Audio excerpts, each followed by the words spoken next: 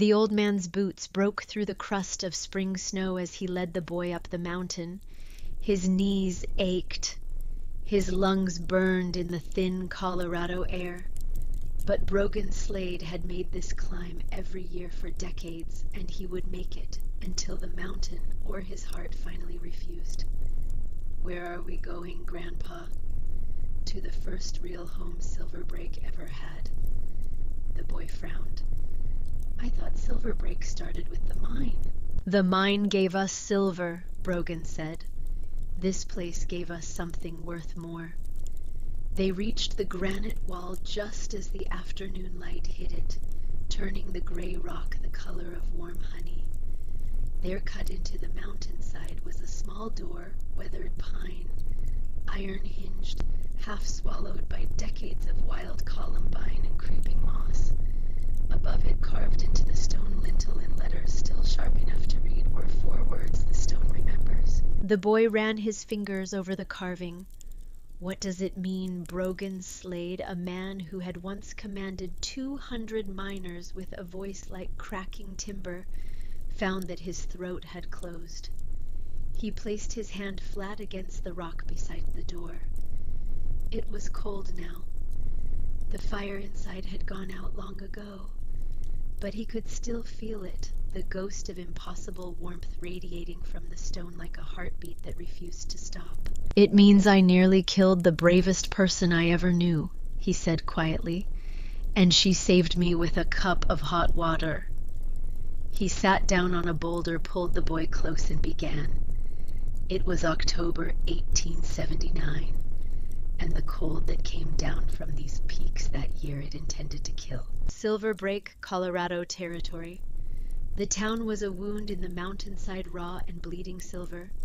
It existed for one reason only, and that reason slept in the granite heart of the peaks, locked in veins of ore that men ripped from the earth with black powder and bleeding hands.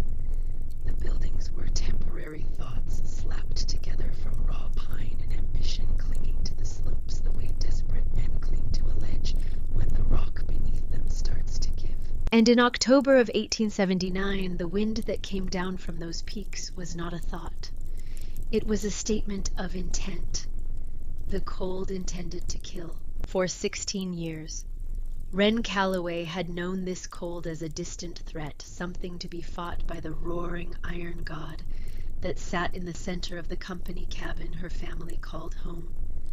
The pot-belly stove, squat and black and insatiable, was fed a constant diet of split cordwood, and in return it threw its heat in every direction, like a drunk throwing punches.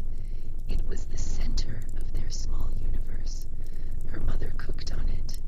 Her father dried his rock samples beside it. Ren read by its light on winter nights when the kerosene ran low, and the only illumination was the angry orange glow leaking through the stove's seams. That universe had collapsed. Her father, Amos Calloway, had been a geologist.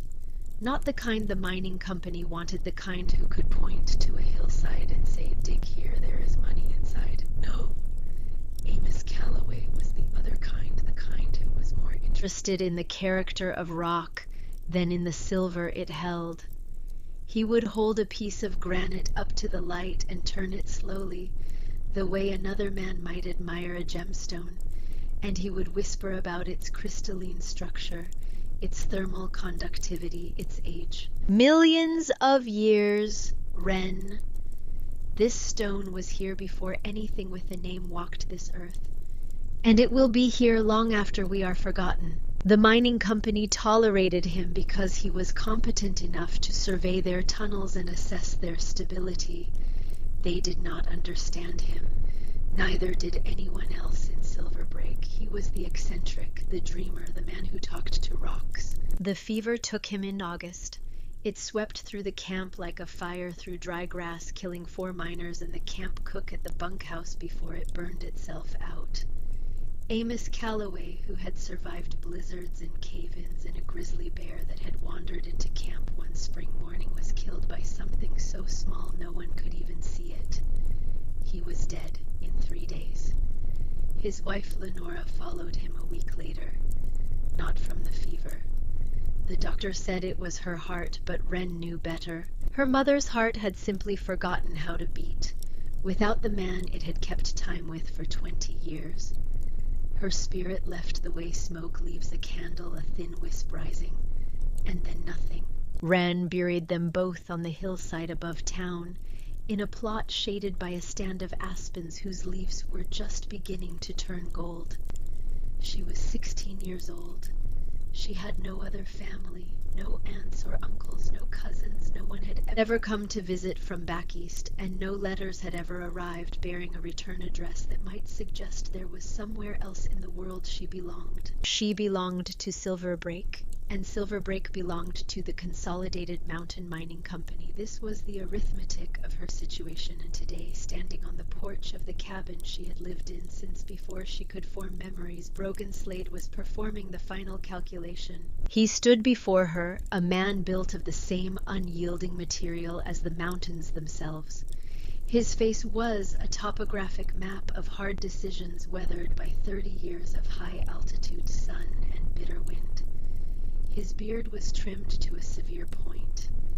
His eyes were the color of the slag heaps that rimmed the town, gray and flat and utterly without softness. He was not an evil man.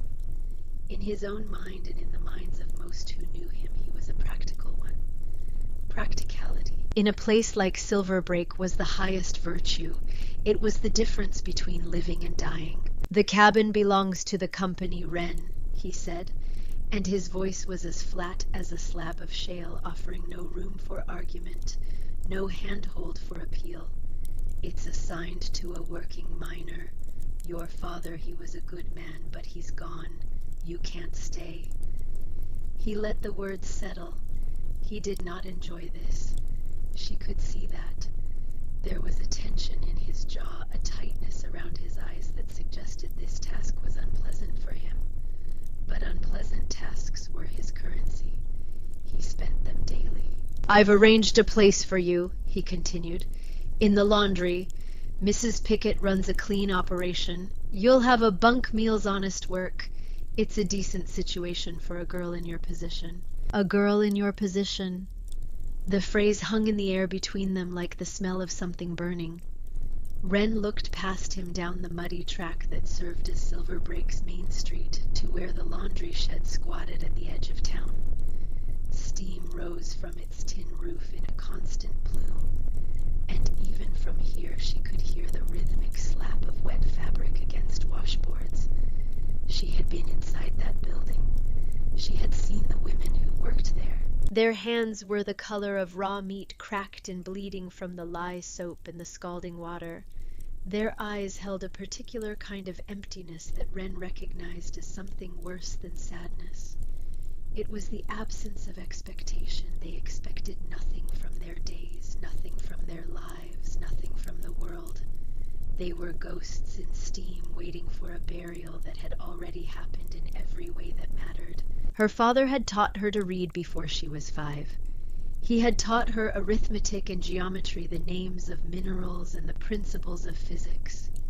He had taught her to see the world not as a set of rules imposed from above, but as a series of problems waiting to be solved by anyone with the patience and the courage to think differently. The laundry was not a solution, it was a sentence. "No," she said. The word was small and quiet, but it landed between them like a stone dropped into still water. Brogan Slade blinked. He was not accustomed to refusal. Miners twice her size accepted his decisions with nothing more than a muttered curse, and Day turned back. This girl, this thin slip of a girl in a threadbare coat, 2 sizes too large, her dark hair pulled back in a braid that was coming undone. Her face still carrying the gaunt shadows of grief, this girl had said no. "Wren," he said, and now his voice carried the particular tone of a man explaining something obvious to someone he suspected was not quite intelligent enough to grasp it. "You don't have a choice here. You have no family, no income, no skills that anyone in this town will pay for. Winter is coming, and it won't ask your opinion about your living arrangements. The laundry is a roof, a bed, and food. That is more than most orphans in this territory can expect. No, she said again. He stared at her. She met his gaze and held it, and something in her eyes, a stillness, a depth, a quality of resolve that did not belong in the face of a 16-year-old girl, made him look away first. It was a small victory, and it would cost her. He reached into his coat pocket and produced 3 silver dollars. He held them out to her on his broad, calloused palm. "Severance," he said, "for your father's years of service." $3, the sum total of 16 years, the price of a family, the cost of a childhood. Wren took the coins without a word. They were cold, and their weight in her palm felt like a prophecy. Brogan Slade turned and walked away. The crunch of his boots on the gravel was the sound of a door closing, not the wooden door of the cabin behind her, which was already being fitted with a new latch by a miner, who would not meet her eyes, but a larger door, an invisible one, the door that separated the world of belonging from the world of being alone. The town watched. They were good people, most of them, in the way that people in hard places are good. They had learned the specific charity of survival communities, the unspoken rules of who gets helped, and how much, and for how long. A few offered sad smiles. The blacksmith's wife, a broad woman named Mrs. Greer, tried to press a loaf of bread into Wren's hands, her own eyes wet. "Take it, child, please. You'll need your strength." Wren looked at the bread. It was fresh, and its warmth against her cold fingers was almost painful. But she knew what taking it would mean. It would make her a charity case, a town problem, a name spoken in pitying whispers over supper tables. Poor Wren. That Calloway girl. Someone should do something.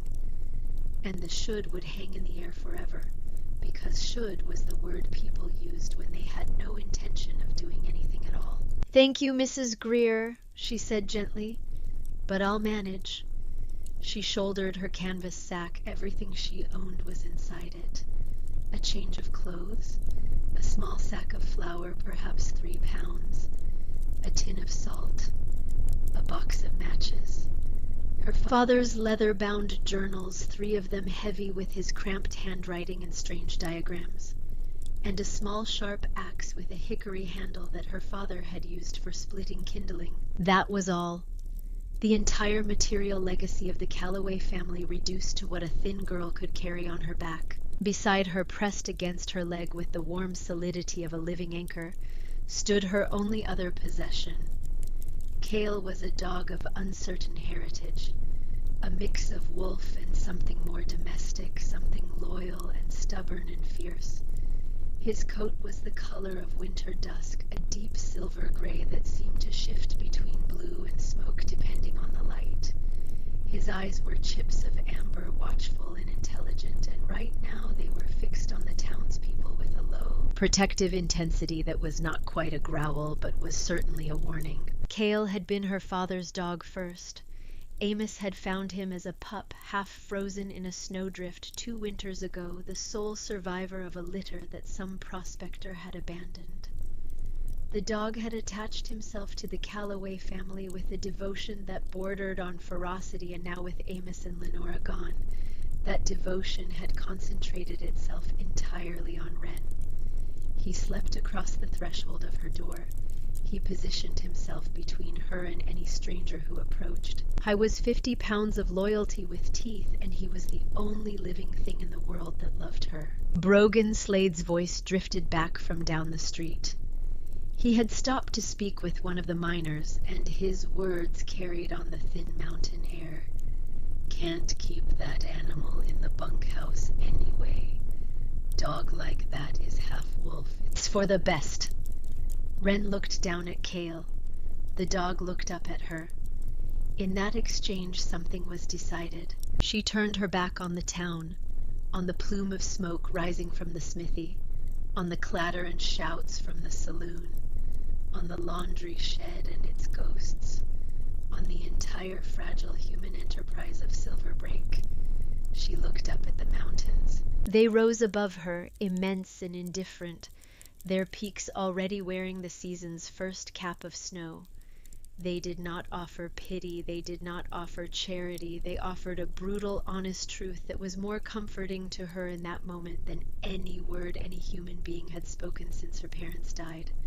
Survive or do not, the choice is yours. With Cale pressing warm against her leg, Wren Calloway pulled the collar of her father's too large coat tight around her thin neck and began to walk, not down the valley, toward the distant promise of other towns, other laundries, other versions of the same slow erasure, but up into the high country where the granite bones of the world broke through the thin skin of the earth like the knuckles of a fist.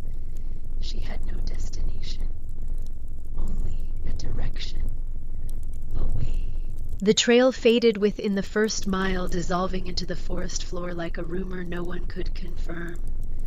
The pines closed in around her, their trunks straight and dark and endless, a colonnade of silent witnesses. The ground was thick with fallen needles that muffled her footsteps, and Cale's padding paws, so that the two of them moved through the forest in a hush that felt almost sacred. The wind found her quickly. It came down from the peaks in long, probing gusts, searching for gaps in her defenses. The place where her collar didn't quite meet her jaw, the thin spot at her wrists, where her sleeves had frayed the seams of her boots, where the stitching was beginning to give. Each gust was a cold finger testing, prodding, taking inventory of her weaknesses. The wind was patient. It had all winter.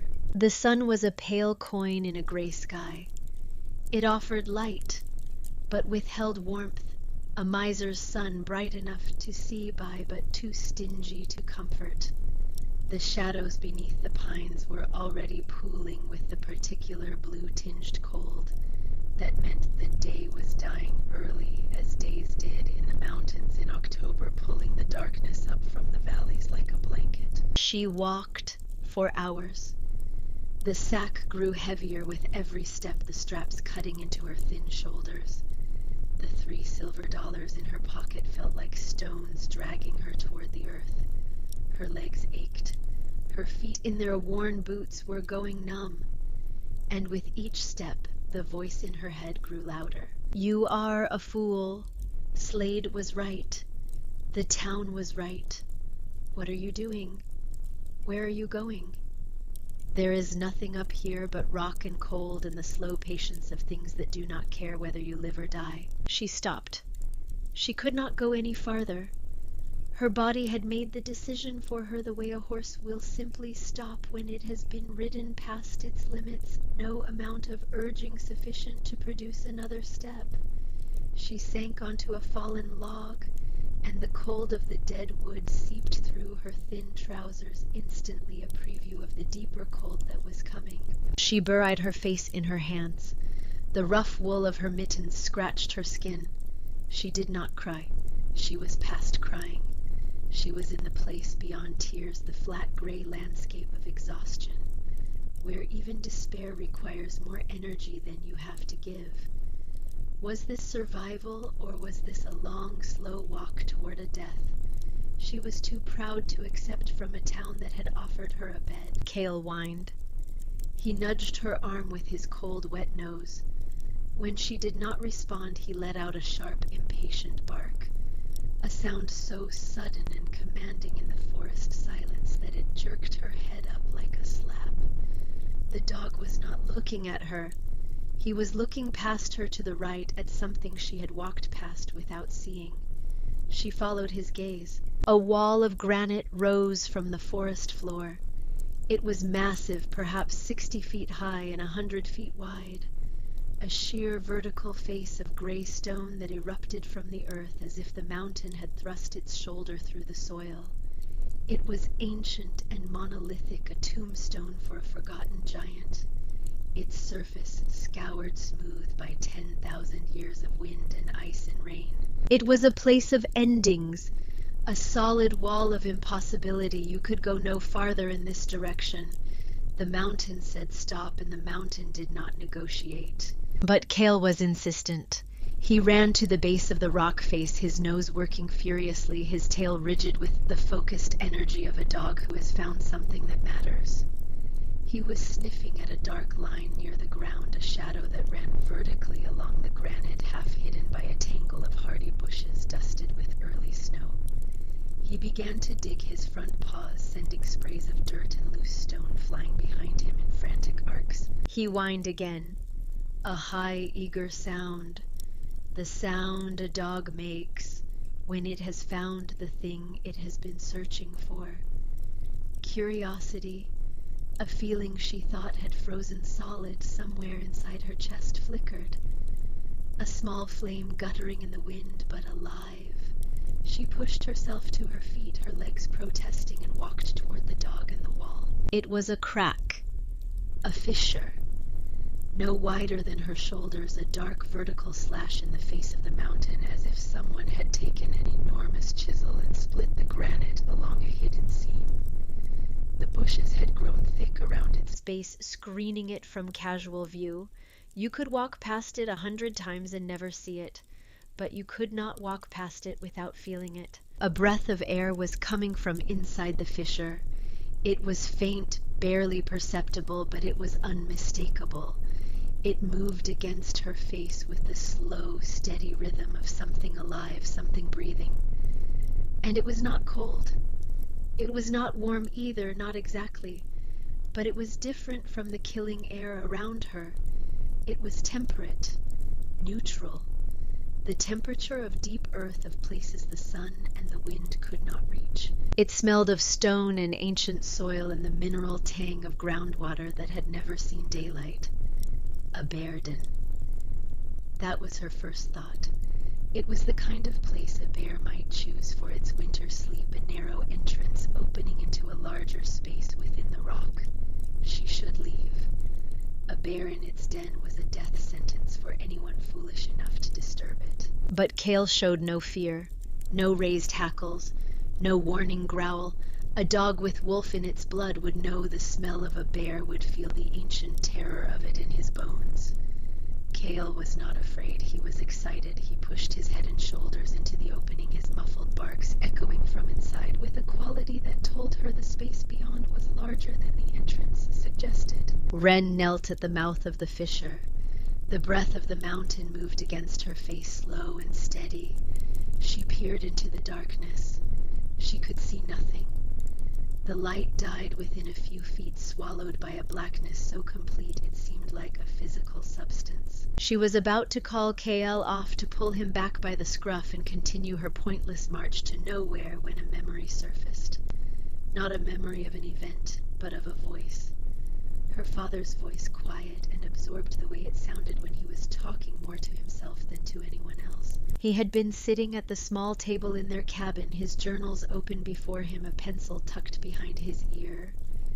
His finger was tracing a diagram in his book, a cross-section of a mountain showing a network of fissures and channels within the rock like the veins in a leaf. The world breathes, Wren.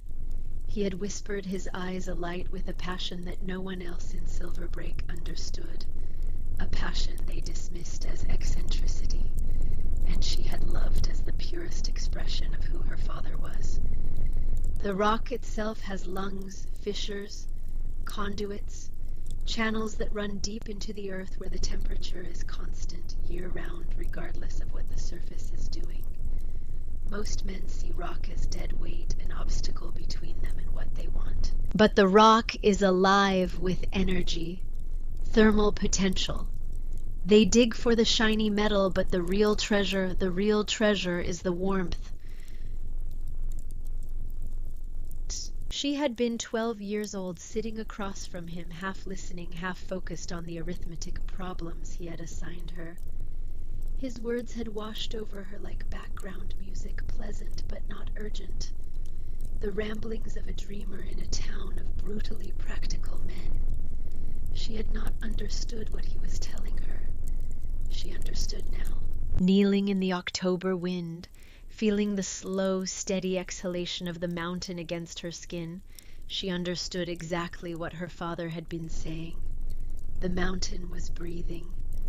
The deep earth was exhaling its constant temperature through this fissure the way your lungs exhale warm air on a cold day. The rock below, far below, maintained a temperature of roughly 50 degrees regardless of the season. In summer, the mountain inhaled, drawing cool air down.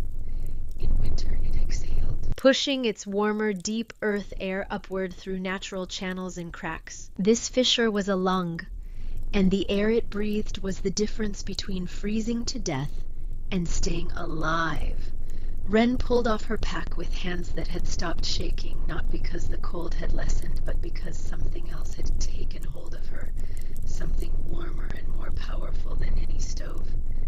She untied the leather straps of her father's first journal and opened it, her numb fingers turning the pages with a care that bordered on reverence. She knew what she was looking for. She had read these journals cover to cover multiple times the way another girl might read novels or scripture.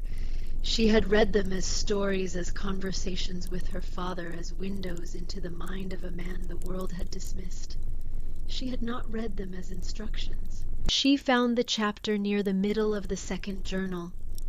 The heading, written in her father's precise architectural hand, read on geothermal convection and the thermal mass of indigenous granite. Beneath the heading was a detailed cross-section sketch of a fissure system remarkably similar to the one she knelt before. Arrows indicated airflow patterns. Numbers annotated temperatures at various depths. And in the margins, in the more personal script her father used for his private thoughts, were notes that made her breath catch. The mountain exhales in winter, inhales in summer, a slow, steady exchange. The deep earth is a constant, not hot, not in this formation, but a constant 50 degrees Fahrenheit, a formidable anchor against the killing cold. If one were to harness this exhalation, to channel it to use the thermal mass of the surrounding granite as a storage vessel for deposited heat, one would have the foundation for a dwelling that requires a fraction of the fuel demanded by conventional construction. And below that underlined twice. The Romans knew this. Their hypocausts channeled hot air beneath stone floors, turning the building itself into a radiator. We have forgotten more than we have learned. A seed of an idea, so audacious, so improbable, so perfectly insane, began to germinate in the frozen soil of Wren's mind. She looked at the fissure. She looked at the journal. She looked at the mountains rising above her, indifferent and immense and full of a warmth that no one in Silver Break had ever thought to ask for. What if this was not just a crack in a rock? What if it was not a dead end but a beginning? What if it was a home? Brogan Slade had called her future a tomb. Perhaps he was right, but in a way he could never comprehend. A tomb was a place of preservation, a shelter from the ravages of the world outside, a space where the things that mattered were kept safe from time and weather and the careless cruelty of the living. She took the axe from her pack. She began to clear the bushes from the entrance, the sharp shocks of the blade traveling up her thin arms with each stroke. The work was a kind of prayer. Each swing was a word, and the words were these: I am not done. I am not finished. I am not a problem to be solved by someone else's charity. Cale, seeing her purpose, began to dig at the base of the opening with renewed vigor, his paws churning the earth in a frenzy of shared intent. Together, girl and dog, they cleared the entrance of its screen of brush and loose stone. The opening was small, no more than 2 feet wide and 4 feet high, barely large enough to crawl through on hands and knees. But inside, as the echoes of Cale's barks had promised, the space widened. Warren struck a match. It was a precious thing, one of perhaps 40, remaining in her small box, and she shielded the flame with her cupped hands as she held it into the darkness beyond the entrance. The flickering yellow light pushed back the black. She caught her breath. The fissure opened into a cavern. It was roughly 10 feet wide and 15 feet deep, with a ceiling that arched upward to a height of 8 or 9 feet at its peak. The floor was uneven, covered in scree and compacted dirt and the detritus of centuries, but it was solid. The walls were sheer granite, dry and clean, without the slick dampness that would have indicated water infiltration. The ceiling was a vault of living rock, unbroken and sound. It was not a den. It was not a hole. It was a room waiting to be born. The match burned down to her fingers, and she shook it out, plunging the space back into darkness. But she had seen enough. She had seen possibility. She crawled inside Kael, squeezing in after her, and sat on the cold stone floor with her back against the wall. The air was still. It was not warm, but it was not the killing cold of the outside. It was neutral, balanced, a baseline from which warmth could be built. She opened her father's journal again and read by the light of a second match, then a third. She turned pages until she found what she needed, the detailed diagrams for what her father had called a thermal mass heating system. The drawings showed a small insulated firebox connected to a long serpentine channel that ran beneath a stone floor. The channel was the key. Hot smoke from the fire would be forced to travel slowly through this winding passage, surrendering its heat to the surrounding stone as it went. By the time the smoke exited through a vent on the far side, it would be cool, having deposited the vast majority of its thermal energy into the rock. The rock would then radiate that stored heat slowly, evenly over hours, days. The entire floor, the walls, the massive granite surrounding the dwelling, all of it would become a gentle, constant source of warmth. Not the aggressive, wasteful blast of a pot-belly stove, but a quiet, steady, encompassing presence that required only a small amount of fuel to maintain. Her father had written in his margin notes beside the diagram, "The modern stove is a fool's bargain. It burns fuel at a furious rate to heat the air, which immediately flees. It is a shout against the cold. But a true hearth is a conversation.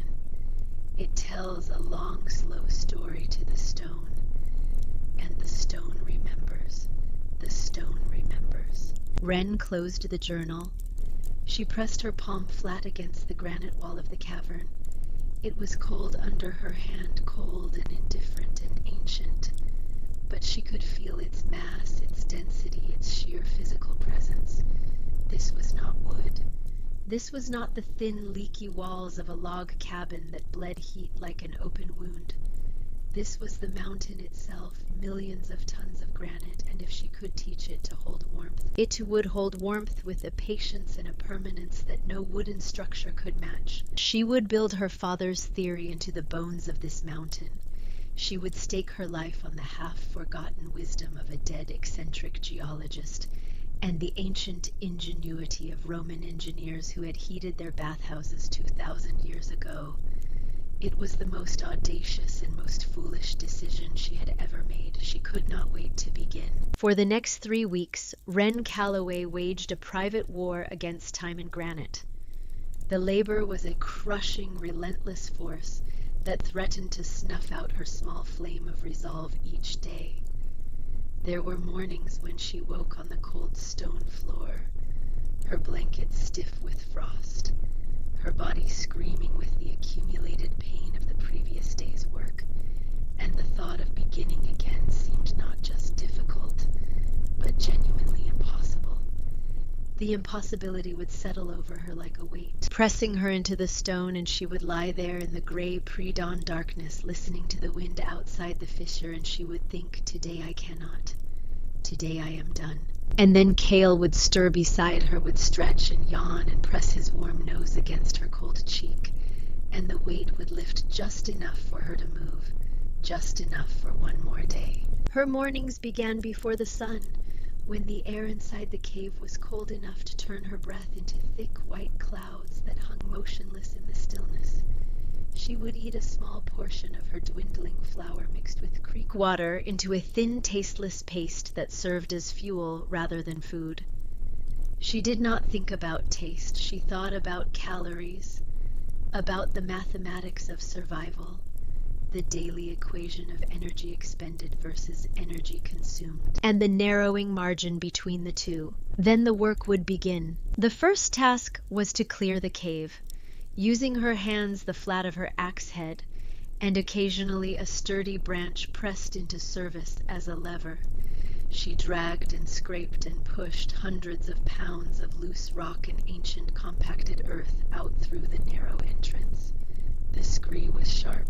It cut through her mittens within the first 2 days, and after that it went to work on her hands directly. Blisters formed on her palms, and fingers swelled with fluid burst and bled. The blood mixed with the stone dust to form a paste that dried and cracked and bled again. After a week, her hands were unrecognizable.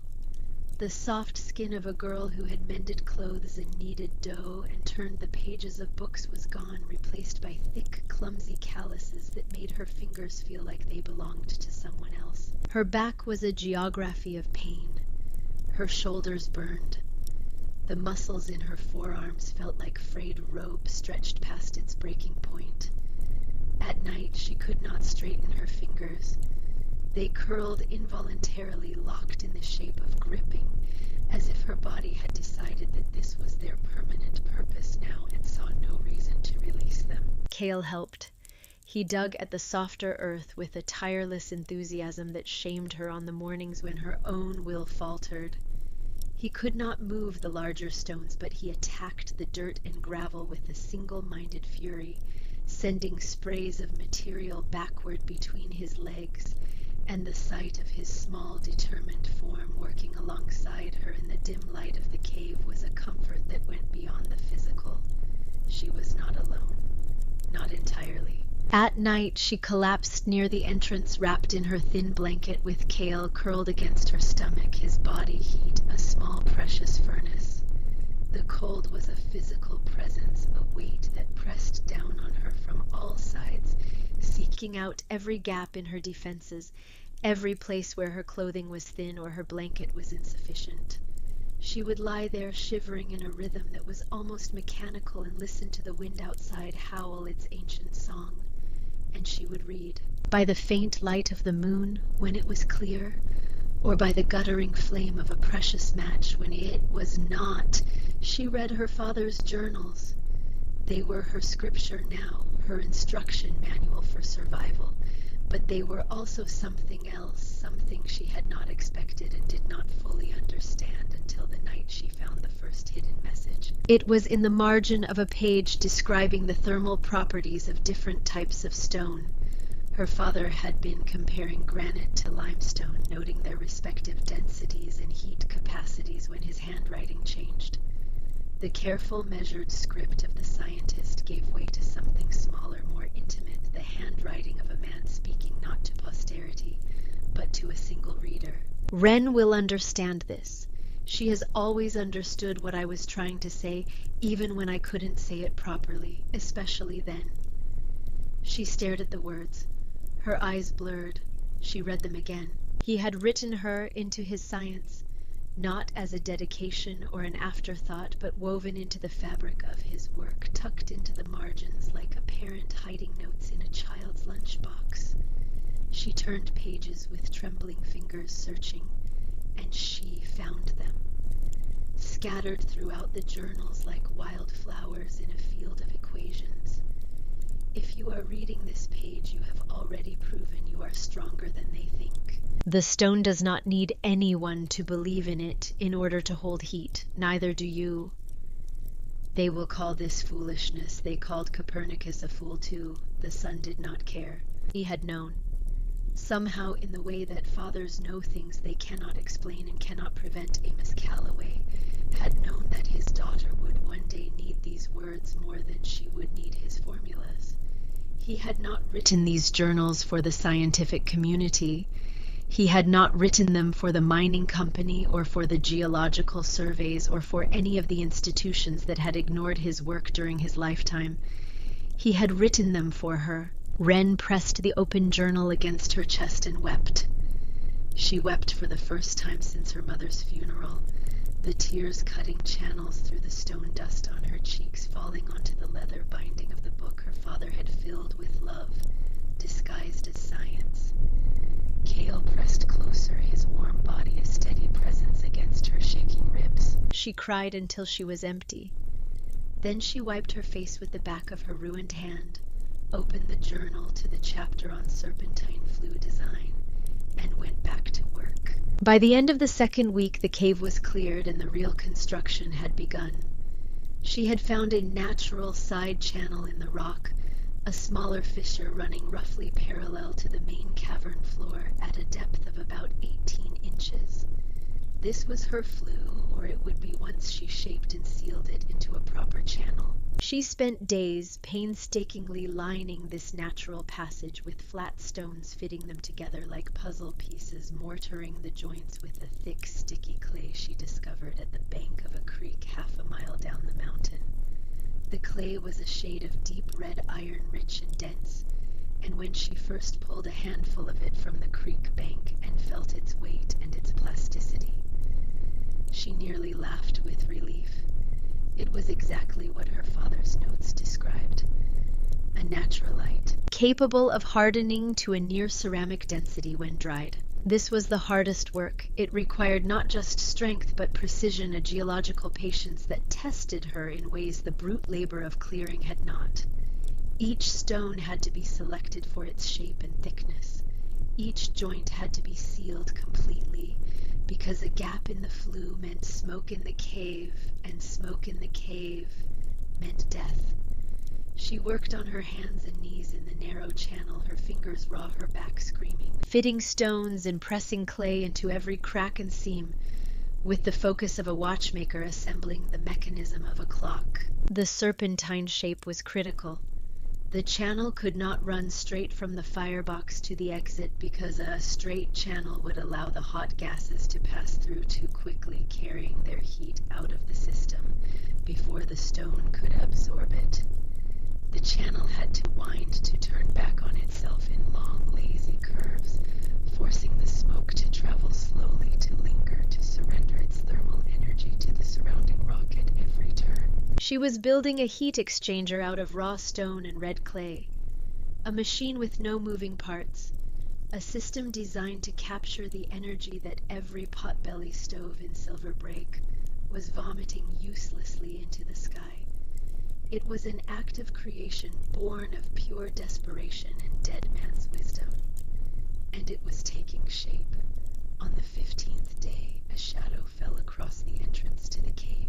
Wren looked up, squinting.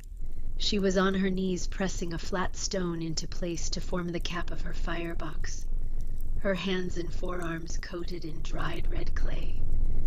Her hair was a tangled mess. Her clothes were stiff with dirt and sweat. The silhouette standing against the bright October sky was unmistakable. Broad shoulders, a rifle slung over one arm, a brace of rabbits hanging from his belt. Brogan slayed. He had been hunting. The high country was good for rabbit and elk this time of year, and the trails he followed had brought him by accident or by something else to this granite wall. His eyes took in the scene in a slow sweep. The enormous pile of excavated rock and dirt outside the entrance. The girl covered head to toe in clay and stone dust. The strange construction of mortared rock visible behind her in the dim interior of the cave. He stared for a long time. His face, which had been wearing the relaxed expression of a man enjoying a day's hunt, shifted. Disbelief came first, tightening the skin around his eyes. Then comprehension, slow and reluctant.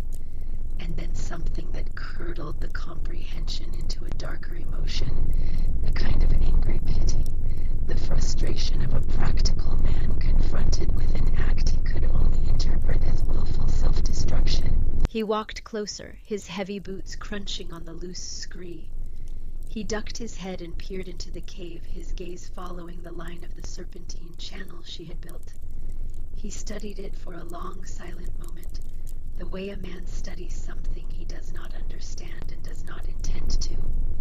Then he straightened and looked at her. What in God's name is this girl? A home, Wren said.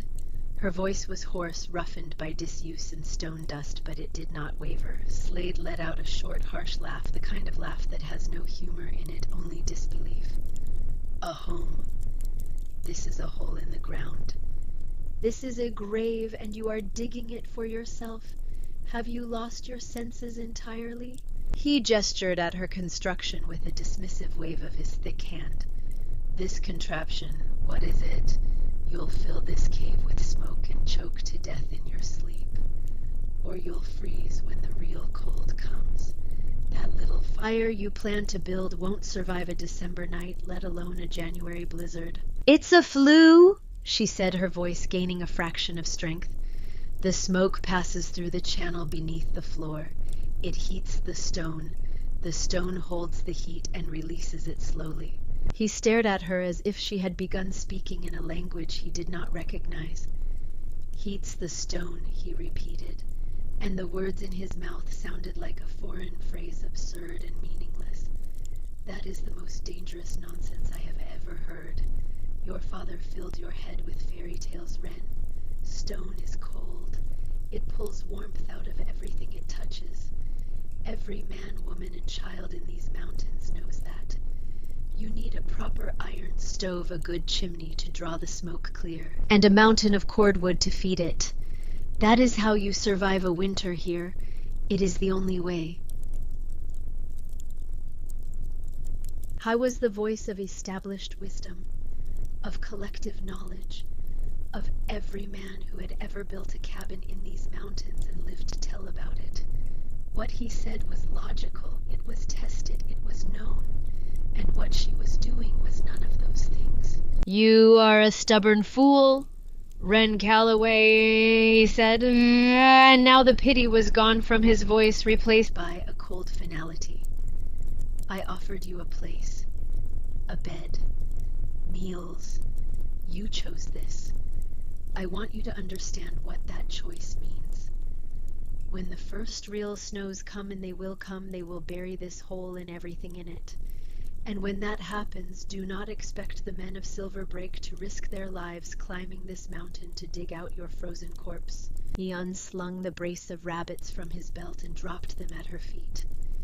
It was a gesture that confused her, an act of charity delivered in the same breath as a death sentence. Then he turned and walked away without another word, his back rigid with the certainty of a man who knows he is right, because he has always been right, because the world has never given him reason to question the things he knows. Wren watched him go. His words hung in the air like the first crystals of frost forming on a cold night. A grave, dangerous nonsense, frozen corpse. She knew with the heavy certainty of her own what would happen next. He would go back to Silver Break. He would tell them what he had seen. He would describe her work in the language of pity and contempt, and the town would absorb his verdict the way it absorbed all his verdicts completely and without question. She was no longer the pitied orphan. She was now the mad girl in the mountain, the fool digging her own tomb. Her isolation, which had been physical, was now total. She was cut off from the world of other humans as completely as if the granite wall had closed behind her. She was utterly and entirely alone, with a dog, a pile of rocks, a dead man's theory, and the quiet, steady breath of a mountain that no one else could feel. She picked up Slade's rabbits. She skinned them with her father's axe, her clumsy, calloused hands making rough work of it. She built a small fire at the cave entrance and roasted the meat on a green stick, and she and Kale ate together in the gathering dusk, the flames painting the granite wall with shadows that danced like ghosts. She did not sleep that night. She sat with her back against the stone, Kael's head in her lap, and she stared at the serpentine channel she had built with her own bleeding hands. She thought about Slade's words. She thought about her father's words. She thought about the women in the laundry, their empty eyes, their raw hands, their slow erasure. And then she thought about the stone. It was here before anything with a name walked this earth, and it will be here long after we are forgotten. She would not be forgotten. Not like this, not by this mountain. She would teach it her name written in fire and patience, and it would remember. In the morning she went back to work. The first snow of the season arrived on the 23rd day, not as a storm but as a whisper. Wren woke to a world transformed. The granite ledge outside her entrance was dusted white, and the pines below wore thin shawls of powder on their dark shoulders. The sky was a flat, featureless gray, the color of old pewter, and the air had a new quality to it, a stillness, a held breath, as if the mountain had paused to observe its own slow transformation. She stood at the entrance of her cave and watched the flakes drift down. They were small and dry, the kind of snow that comes early in the season before the real moisture arrives, before the sky learns to weep in earnest. Each flake was a warning, a scout sent ahead of the main force. The army was coming. It was only a matter of time. Behind her, the cave was finished. 3 weeks of labor had transformed the raw fissure in the granite into something that, while far from comfortable by any civilized measure, was unmistakably a dwelling. The floor had been cleared and leveled, the loose scree and debris removed to expose the solid granite beneath. The walls where they were rough or fractured had been patched with clay. The entrance had been sealed with a door she had built from pine logs cut and notched and fitted together with a painstaking tightness, then chinked with clay and dried moss until not a whisper of wind could penetrate its seams. The door was small, no more than 3 feet high and 2 feet wide, and you had to duck and turn sideways to pass through it. This was deliberate. A small door lost less heat than a large one. Every inch of opening was a potential wound in the body of her shelter, and she had made the wound as small as she could. The firebox sat in a natural alcove at the rear of the cave, a small chamber she had constructed from carefully selected stones mortared with the Red Creek clay, and lined on the inside with flat pieces of granite she had split from larger rocks using her axe, and a technique her father had described, driving the blade into a natural seam and twisting until the stone parted along its grain. The firebox was small, deliberately so.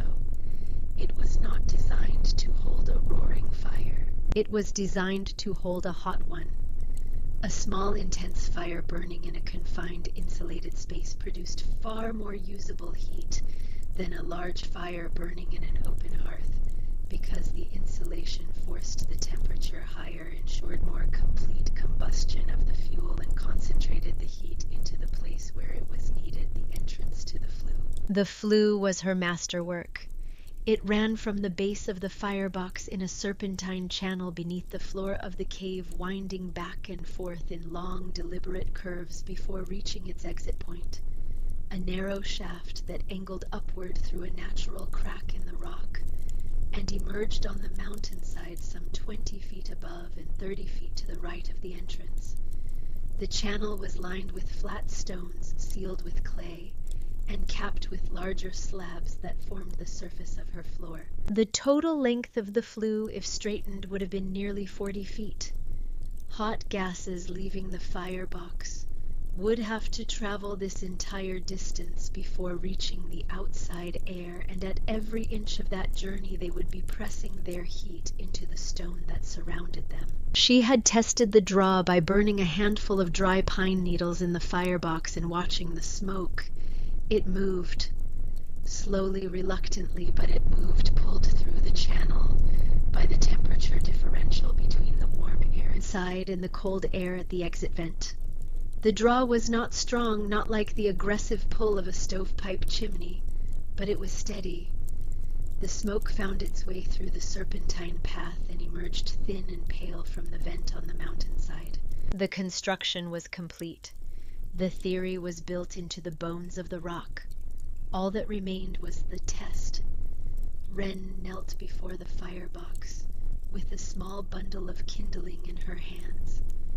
Dry pine twigs, thin as her fingers, arranged in a careful lattice over a nest of shredded bark.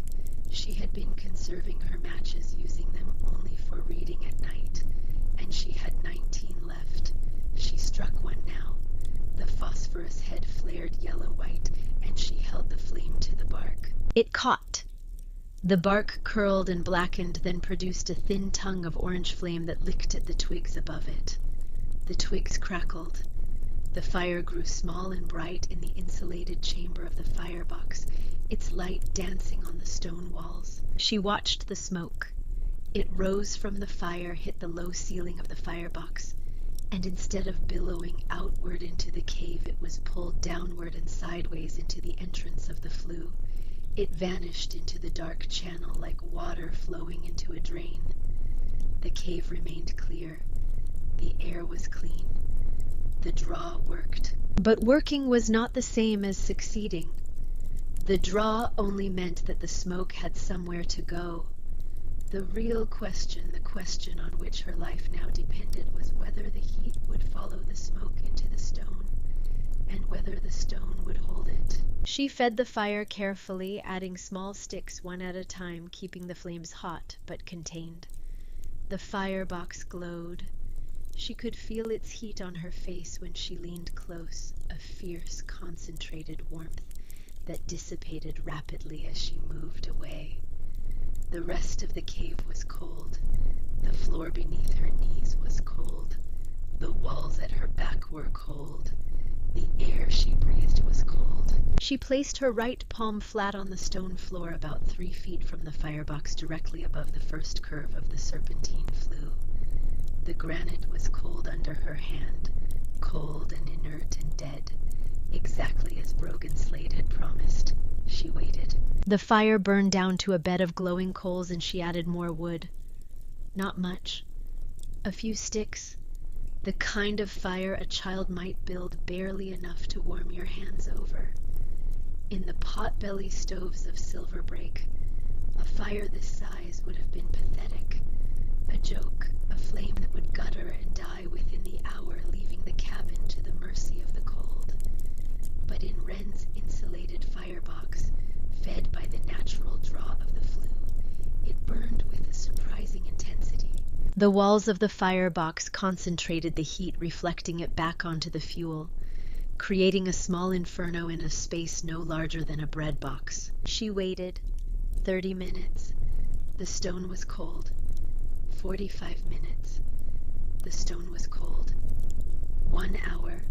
The stone was cold. The fear began to build. It started in her stomach, a tightness that climbed into her chest and wrapped itself around her lungs. She had bet everything on this.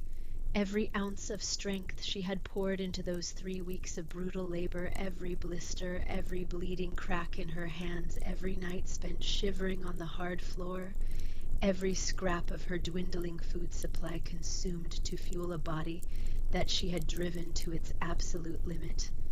She had bet her life, and the stone was cold. Slade's voice filled her head, as clear and as certain as if he were kneeling beside her. Stone is cold. It pulls warmth out of everything it touches. Every man, woman, and child in these mountains knows that. Your father filled your head with fairy tales. What if he was right? What if her father, brilliant and passionate and beloved as he was, had simply been wrong? What if his theories were nothing more than the elegant fantasies of a man who preferred the world inside his head to the world outside his door? What if she had staked her survival on the margin notes of a dreamer? She pressed her hand harder against the floor, as if she could will the heat into the stone through sheer desperation. Cale watched her from the corner, his amber eyes reflecting the glow of the coals. He was shivering. The cave was no warmer than the outside air. She was going to die here. The thought arrived not with panic, but with a terrible, quiet clarity. She was going to die in this cave, and Brogan Slade would climb up here in the spring and find her body curled on the cold stone floor, and he would shake his head and say the words he had already rehearsed. I told her. I tried. She wouldn't listen. A stubborn fool. She closed her eyes, and then she felt it. It was so subtle that at first she thought she had imagined it. A shift in the quality of the stone beneath her palm. Not warmth, not yet, but the absence of cold. The granite was no longer pulling heat from her hand. It was no longer a sink, it was neutral. It was balanced. The temperature of the stone and the temperature of her skin had reached an equilibrium and the exchange had stopped. She opened her eyes. She pressed harder. The stone was not warm, but it was not cold. It was the difference between drowning and finding a footing. She waited. Over the next hour the shift continued. The neutrality deepened. The stone began to give back what it had taken, releasing the heat, that the long, slow passage of hot gases through the serpentine flue had deposited into its mass. The warmth rose from the floor the way a blush rises in a face, slowly from deep within, spreading outward in a widening wave. It was a warmth unlike anything Wren had ever experienced. It was not the aggressive, slapping heat of an iron stove, the kind that roasted one side of you while the other side froze. It was not the brief, desperate warmth of a fire that flared and died, leaving you colder than before. It was a warmth that came from everywhere and nowhere. It radiated upward from the floor, from the stones that formed the cap of the flue, from the walls that absorbed the ambient heat of the warming air. It was gentle, it was even, it was encompassing. It was like being held. Cale noticed before she did. The dog who had been curled in a tight, miserable ball slowly uncurled. He stretched out one leg, then another. He shifted from his corner to the center of the floor where the warmth was strongest and laid himself flat on the stone with a long, shuddering sigh of contentment. His eyes closed. His tail gave a single slow thump against the rock. Wren placed both hands flat on the floor. Warm, undeniably, impossibly beautifully warm, she pressed her cheek to the stone. Warm. She laid her entire body against the floor, stretching out beside Cale, and the warmth rose up through her clothes, through her skin, into the deep places where the cold had been living for weeks. The stone remembered the fire. She laughed.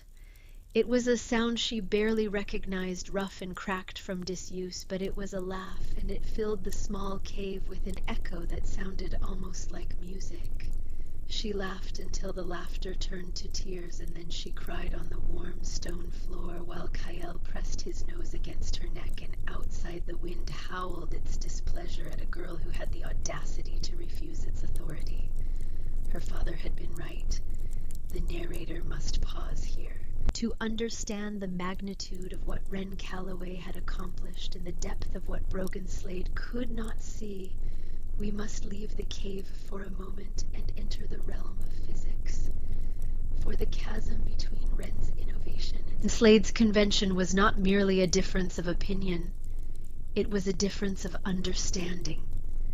And in that difference lay the distance between merely enduring a winter and making peace with it. In every cabin in Silver Break the weapon against the cold was the same.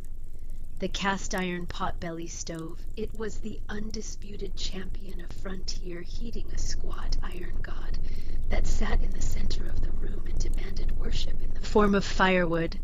You fed it constantly, and in return it performed a violent and profoundly inefficient conversion of chemical energy into heat. The process was simple. The wood burned. The fire heated the iron body of the stove to a blistering temperature, 300-400 degrees on its surface. The air that touched the stove absorbed this heat, and being lighter than the cold air around it, rose toward the ceiling.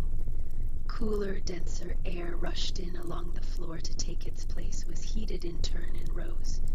This created a convection current, a constant circulation of air that carried warmth from the stove outward into the room. You were warmed by being bathed in this moving river of heated air, and for a few feet in every direction from the stove it worked.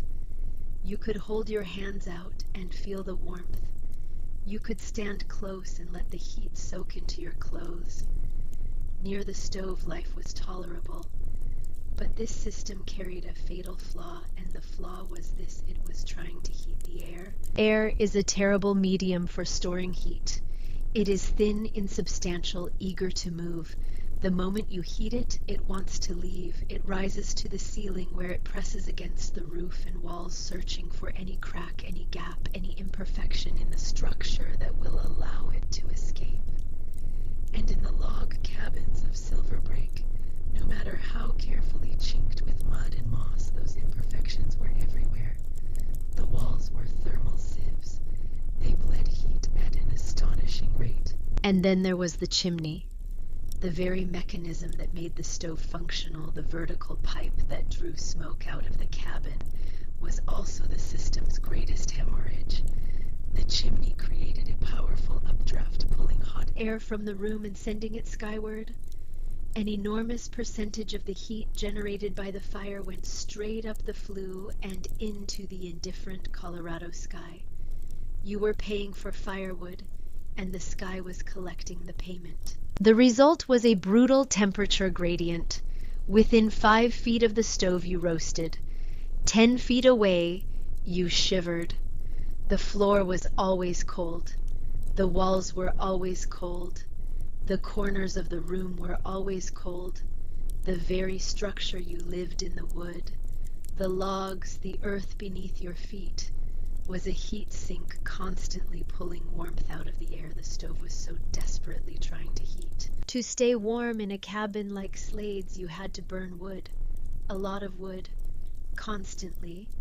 An average cabin in Silverbrake consumed between 6 and 10 cords of firewood per winter. An enormous quantity that required weeks of cutting, splitting, and stacking before the first snow. If the fire went out in the middle of a January night, the temperature inside the cabin would plummet to dangerous levels within 2 hours and to fatal levels within 4. The system was a treadmill. You ran on it every day, all winter, feeding the fire, cutting more wood, feeding the fire again. If you stopped running, you died. It was a system permanently at war with the cold. And like all wars of attrition, it consumed far more than it preserved. Wren's system was not at war. It had negotiated a peace. Her approach was based on a fundamentally different principle. She was not trying to heat the air. She was trying to heat the mass of the building itself. Her goal was to turn her entire dwelling into a low-temperature radiator, a thermal battery that absorbed heat during a brief, efficient fire, and then released that heat slowly, evenly over an extended period. The genius was in the flue. In Slade's potbelly stove, the hot smoke which carried the majority of the fire's energy was vented as quickly as possible, up the chimney into the sky gone. The smoke was treated as waste, a dangerous byproduct to be evacuated. But smoke is not waste. Smoke is heat in transit. It is thermal energy looking for a surface to deposit itself onto. In a conventional stove, it never got the chance. In Wren's system, the smoke was not evacuated. It was employed.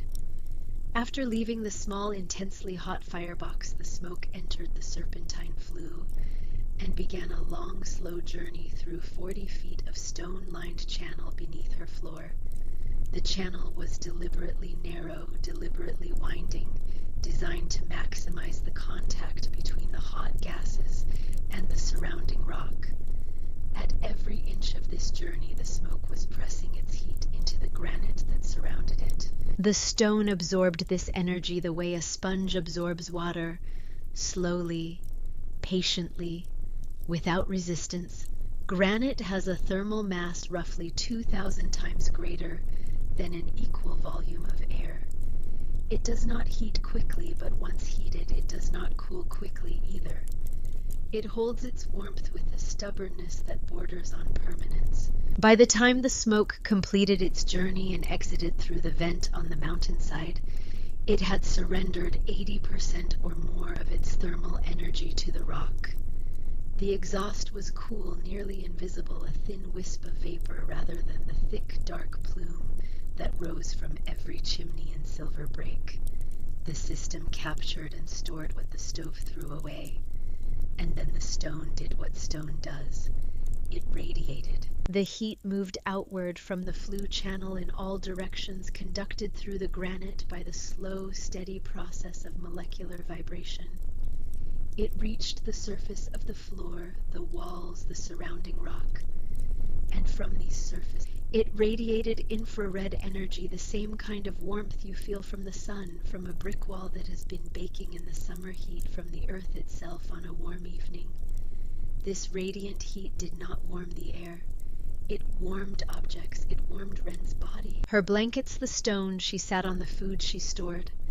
Everything in the cave became a secondary source of warmth, re-radiating the heat it received in a cascade of gentle, even all-encompassing comfort. There were no hot spots and cold spots, no drafts, no temperature gradient. The cave was a uniform field of warmth, maintained not by the constant burning of fuel, but by the slow release of stored energy. A single small fire burned for perhaps an hour in the morning, and another hour in the evening was sufficient to keep the thermal mass charged. The stone remembered the fire long after the fire was gone. Where Slade's stove consumed 6 to 10 cords of wood per winter, Ren's system would require less than 2. Where Slade's stove demanded constant vigilance, a fire that could never be allowed to go out, Ren's system asked for patience. 2 small fires a day. The rest of the time the stone did the work. The stove was a shout, loud, aggressive, and exhausting. The hearth was a story told quietly to the stone, and the stone remembered. November deepened. The snows came more frequently now, not the tentative dustings of October, but serious accumulations that buried the lower slopes and turned the trails into white corridors between dark walls of pine. The temperature dropped steadily, 5 below zero, then 10, then 15. The air at this altitude was thin and dry, and the cold had a crystalline quality that made it feel sharper than the thermometer suggested, a blade rather than a blanket. Inside her cave, Ren Calloway lived in a world apart. The routine she established was simple and disciplined. She woke before dawn, rebuilt the fire in the firebox. With a small quantity of dry wood she had stockpiled during the milder days of October, and let it burn hot for an hour while she performed her morning tasks, melting snow for water, preparing her meager food, tending to kale. By the time the fire burned down, the flue had done its work. The floor was warm. The walls held a gentle residual heat that would persist throughout the day. In the evening she repeated the process. Another small fire, another deposit of heat into the thermal bank. And through the long dark hours of the mountain night, the stone released its stored warmth in a slow, steady exhalation that kept the temperature inside the cave at a constant, livable level. She was not comfortable. She would not have described her existence as anything approaching luxury. Her food was limited and monotonous flour paste and the occasional rabbit that Kale managed to run down in the snow. Her clothing was worn and insufficient. Her body bore the accumulated damage of weeks of punishing labor, aches and pains that she had begun to accept as permanent features of her anatomy. But she was alive. She was warm. She was not afraid. She spent her days reading her father's journals, not as survival manuals now, but as the voice of a man she missed with an ache that time had not diminished, but had slowly transformed from sharp grief into something more like a deep, constant pressure, a weight she carried always, but had learned to carry without stumbling. She talked to Kyle, narrating her thoughts aloud, and the dog listened with the patient attentiveness of a creature who understood tone, if not language. She began to sketch in the margins of her father's journals, adding her own observations and refinements to his designs, noting what worked and what might be improved. She was in the quietest and most private way imaginable becoming a scientist. Then the flue cracked. It happened on a night in late November, one of the coldest she had yet endured. The temperature outside had dropped to 25 below zero, and the wind was a steady, howling presence that battered the mountainside with a fury that felt personal. She had built her evening fire a little larger than usual, adding an extra handful of sticks to compensate for the extreme cold, wanting to push more heat into the stone before the long night ahead. The sound came first, a sharp, percussive crack like a rifle shot that echoed through the cave and made Cale leap to his feet with a startled bark. Wren froze. She knew that sound. It was the sound of stone shifting, of a seal breaking, of a joint failing. Then the smoke came. It did not come gradually. It came in a sudden, thick, choking wave, pouring from a seam in the floor about 6 feet from the firebox, where the flue made its first major turn. The crack in the clay mortar was invisible in the dim light, but its effect was immediate and devastating.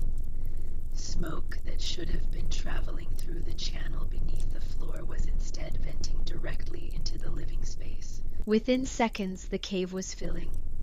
The smoke was thick and acrid, heavy with resinous particles from the pine fuel, and it burned her eyes and throat with a chemical intensity that was shocking. She coughed a deep, tearing cough that felt like it was ripping tissue from her lungs. Her eyes streamed tears that did nothing to clear her vision. The cave, her sanctuary, her triumph, had become a gas chamber. She could not see. She could not breathe. She stumbled toward where she thought the entrance was, her hands outstretched, her lungs screaming for air. She hit the wall, the wrong wall, and the impact sent a lance of pain through her shoulder. She rebounded, disoriented, the smoke now so thick that the dim glow of the firebox was completely obscured. Cale saved her. The dog seized the sleeve of her coat in his teeth and pulled.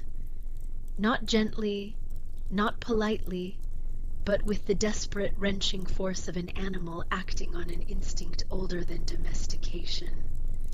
He pulled her sideways, then forward, then sideways again, navigating the smoke-filled darkness with the unerring certainty of a creature whose world was built on scent rather than sight. She felt the cold wood of the door against her hands. She pushed. The door swung outward and she fell through it, face first into the snow. The cold hit her like a wall of ice water. After the choking heat and smoke of the cave, the mountain air was a shock so profound it felt like a new kind of violence. She gasped, dragging freezing air into lungs that burned with each breath. She coughed until she gagged. She coughed until her ribs ached. She coughed until a fine mist of blood appeared on the snow beneath her face. She rolled onto her back.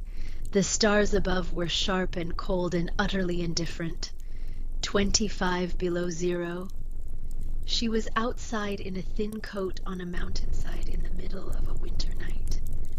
Behind her, smoke poured from the open door of the cave in a thick, dark column, and the sight of it was a destruction more complete than any physical blow she had ever received. Her hearth was broken. She lay there in the snow, her body shaking with cold, and the aftermath of the smoke. And the words of Brogan Slade descended on her like a judgment from on high. A grave. Dangerous nonsense.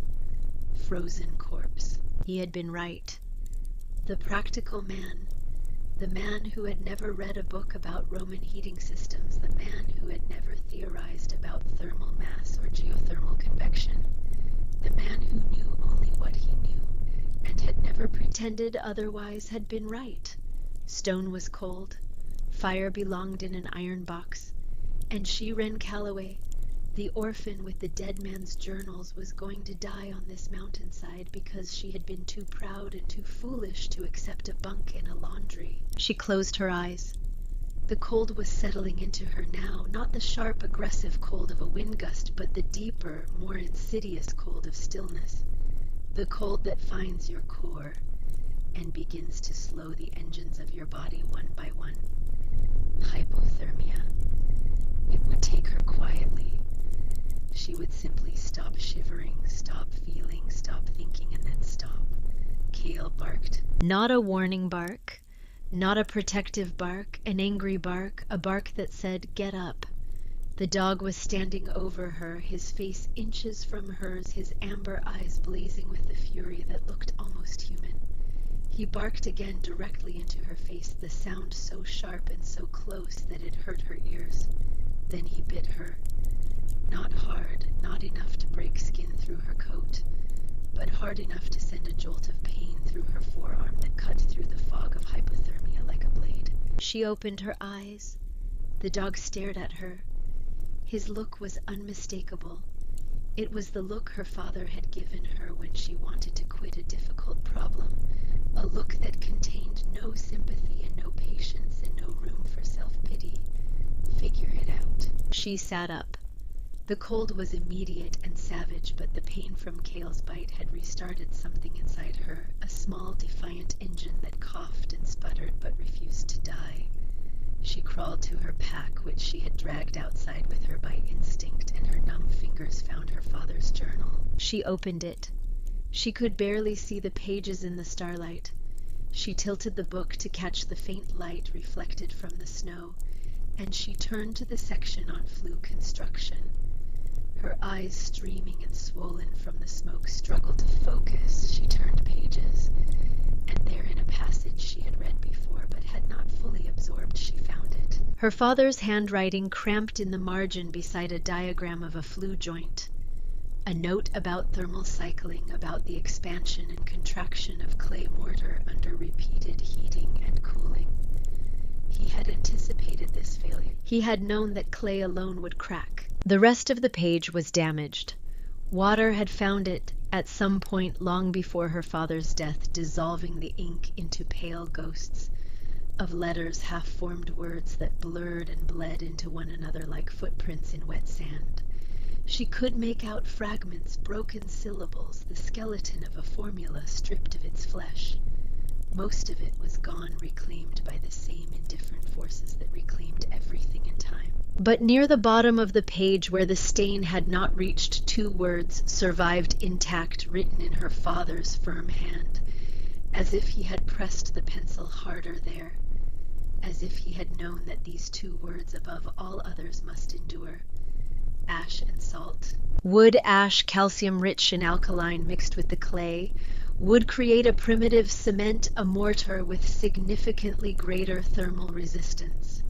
And salt would lower the freezing point of the residual moisture within the clay, preventing the microfractures caused by ice crystal formation during the cold cycles between fires. She knew this, or rather, her father had known it, and he had written it down, and she had read it, and now lying in the snow at 25 below zero with smoke pouring from her broken hearth, she understood the difference between reading something and knowing it.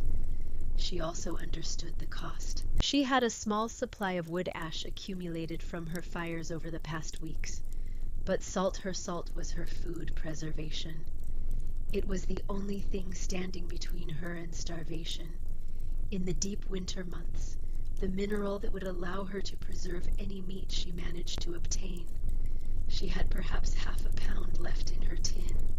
Using it to repair the mortar meant sacrificing her ability to store food. It was a choice between 2 kinds of survival: warmth or food, shelter or sustenance. She could not have both.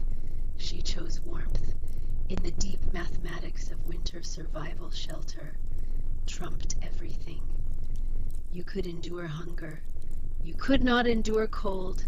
A starving person with a warm shelter could last weeks, could hunt, could forage, could find solutions. A well-fed person without shelter would be dead in hours. She forced herself to her feet. She gathered ash from outside the cave entrance where the wind had scattered the remains of her cooking fires. She retrieved her tin of salt, opened it, and looked at the small gray-white mound inside. She emptied it into the ash. She added creek clay, working the mixture with her bare hands in the starlight, kneading it like bread dough, until it reached a consistency that was firm but pliable with a fine, even texture. Then she went back inside. The smoke had thinned. The fire in the firebox had burned down to embers, and without fuel, the smoke production had slowed to a trickle. She crawled on her belly to the crack in the floor, her face pressed close to the stone, breathing through the collar of her coat. She found the failure point by touch, her fingers tracing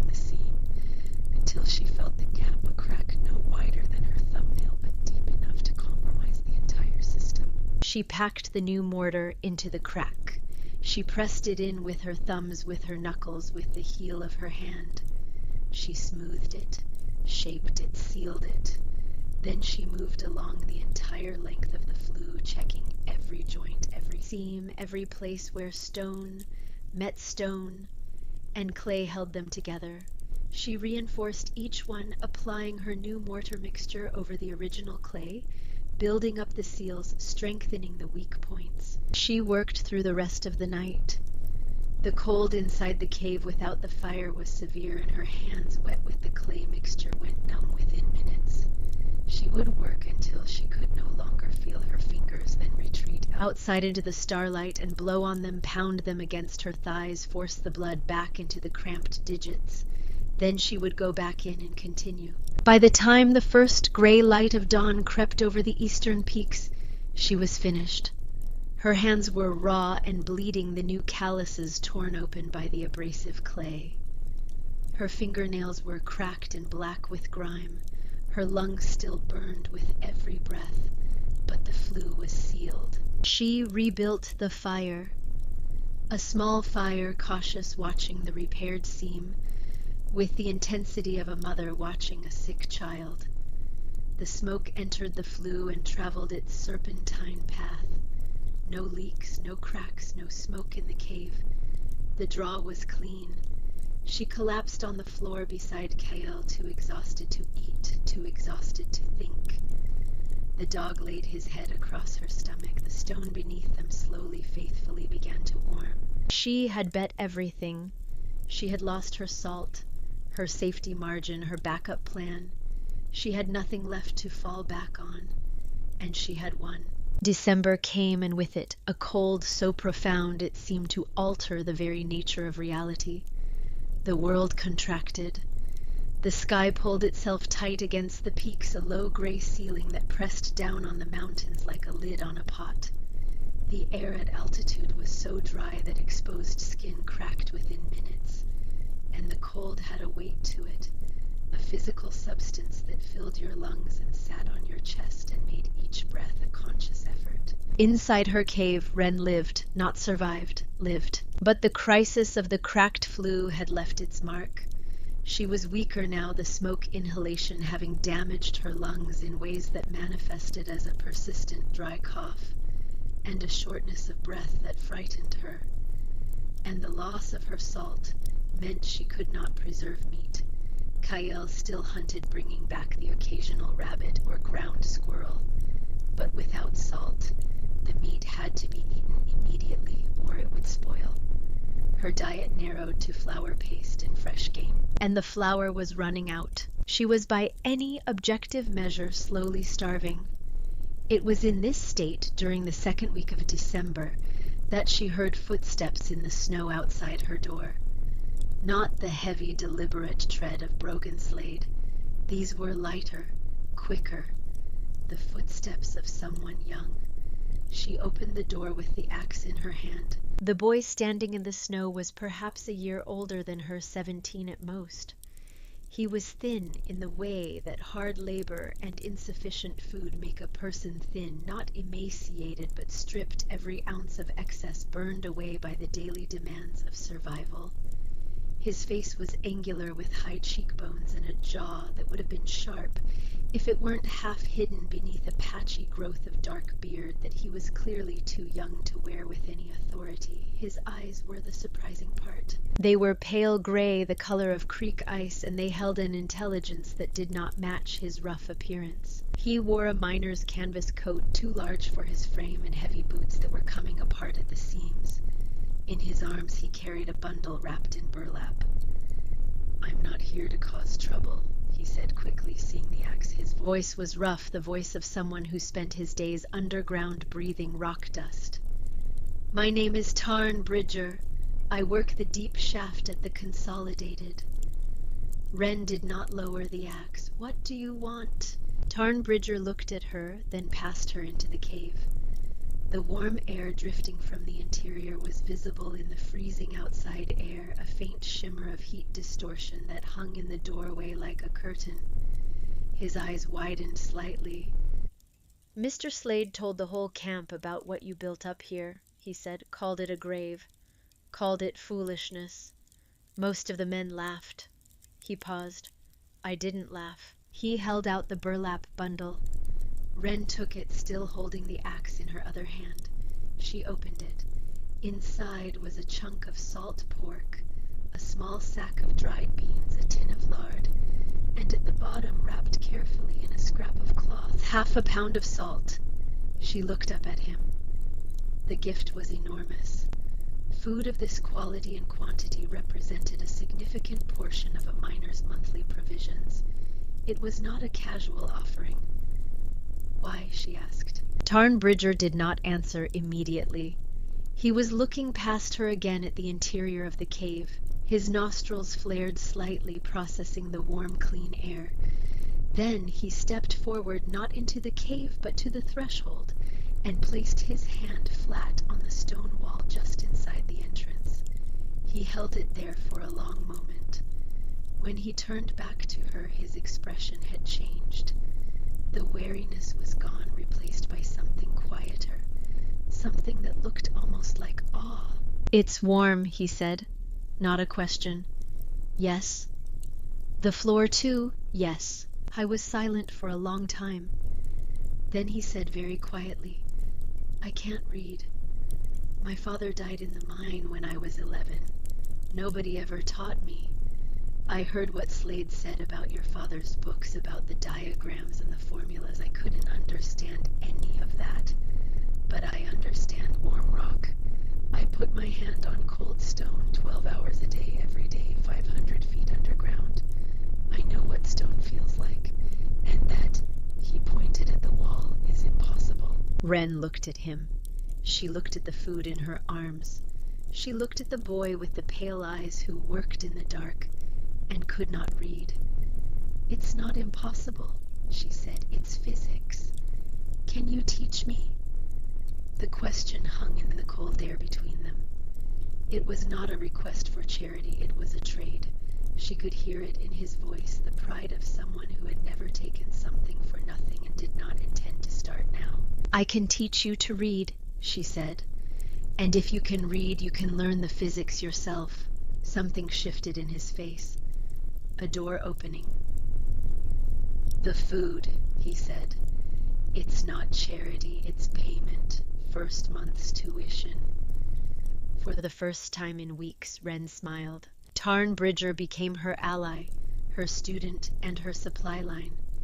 He came twice a week, always at dusk, always alone, always carrying provisions he could ill afford to spare. He never stayed long an hour, sometimes two. They sat on the warm stone floor of the cave, and Wren taught him his letters by the light of the firebox, tracing them in the clay dust on the floor with a stick. He was a ferocious learner, attacking the alphabet with the same focused intensity he brought to the mine face. Within 2 weeks, he could sound out simple words. Within a month, he was reading sentences from her father's journals haltingly, but with a growing confidence that transformed his face. In exchange, he brought her the things she needed to survive. Food, salt, a heavy wool blanket he claimed he had won in a card game, but that she suspected he had purchased with money he could not spare.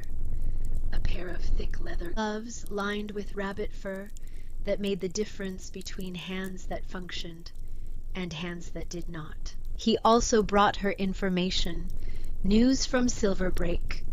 The town was preparing for winter with the grim efficiency of an army preparing for siege.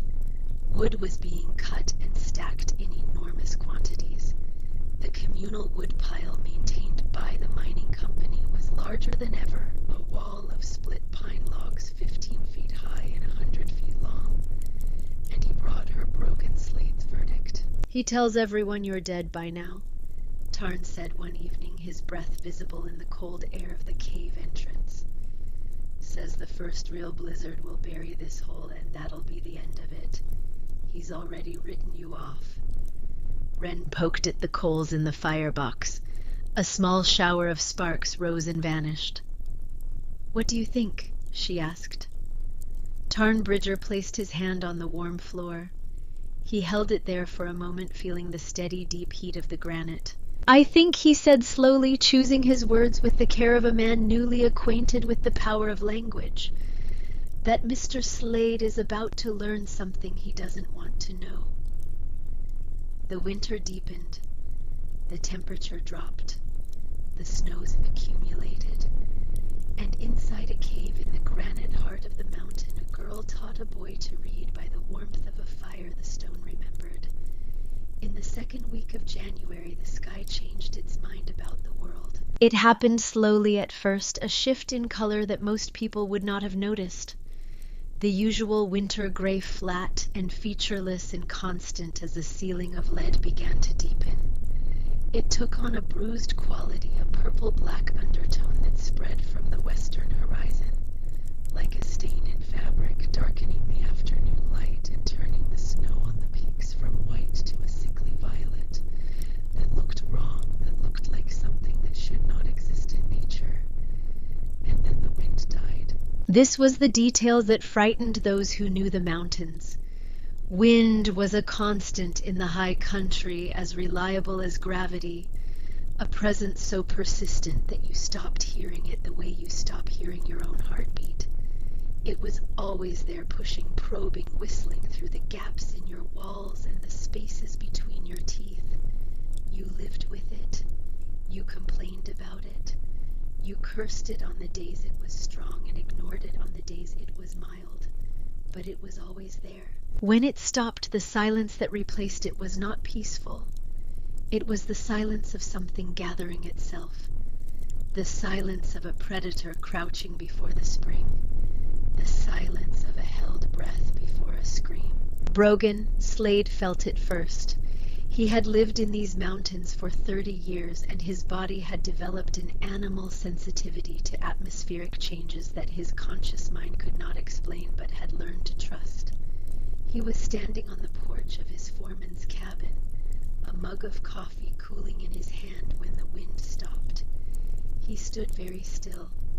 The coffee sent a thin column of steam straight upward, undisturbed, a white line drawn against the purple sky. He went inside. He looked at Nessa, his wife, who was mending a shirt by the window. Their 2 children, a boy of 6 and a girl of 4, were playing on the floor near the stove, building a tower of wooden blocks that the boy kept constructing and the girl kept destroying, a cycle of creation and demolition that produced equal amounts of laughter. "Storm coming," he said. Nessa looked up. She had been a miner's wife for 12 years. She knew what those 2 words meant. She set aside the shirt and began to move quietly and efficiently, pulling blankets from the chest at the foot of the bed, checking the water barrel, counting the cans on the shelf above the stove. She did not ask questions. Questions wasted time. Slade went outside to the wood pile. It was stacked against the east wall of the cabin, a neat cord of split pine he had laid in before the first snow. He estimated 3 weeks' worth at their current rate of consumption. He carried an armload inside and stacked it in the corner near the stove. Then he carried another, then another. He filled the corner until there was no more room. Then he stacked wood along the wall behind the stove, then along the wall beside the door. When he was finished, the cabin looked like the lumber yard. There was wood everywhere, narrowing the living space to a cramped corridor between the stacks. It would not be enough. He knew this in the place where knowledge lives below language, in the gut and the spine, and the deep animal brain that remembers ice ages. He looked at the pot-belly stove glowing a comfortable orange, eating its ration of split pine with the steady appetite of a thing that was never full. He looked at the chimney pipe running up through the roof, the lifeline that drew the smoke out and the heat with it. He looked at the walls of his cabin, thick logs chinked with mud and moss. The best construction available in a mountain mining camp, solid and sound and utterly inadequate for what was coming. The storm arrived, not with a roar, but with a whisper. The first flakes appeared near dusk, drifting down from the purple-black sky in fat, lazy spirals. They were enormous, the size of silver dollars, each one a complex architecture of ice crystals that caught the last light and glittered with a beauty that seemed deliberately cruel, as if the storm were adorning itself before the killing. They fell thick and fast, and within an hour the whisper had become a murmur, and the murmur was building toward a voice. The wind returned, not as the familiar steady companion of the high country, but as something else entirely, a force of such concentrated fury that it seemed to have purpose, intent, personality. It came from the northwest, down from the high peaks where the temperature was 50 below zero, and the air was a weapon. And it hit Silver Break with the physical impact of a moving wall. The town disappeared. Within 2 hours, the storm had erased the visible world. There was no up, there was no down, there was no distance, no horizon, no landmark, no point of reference. There was only the white, a screaming, swirling, all-consuming whiteness that obliterated everything it touched. The snow was not falling.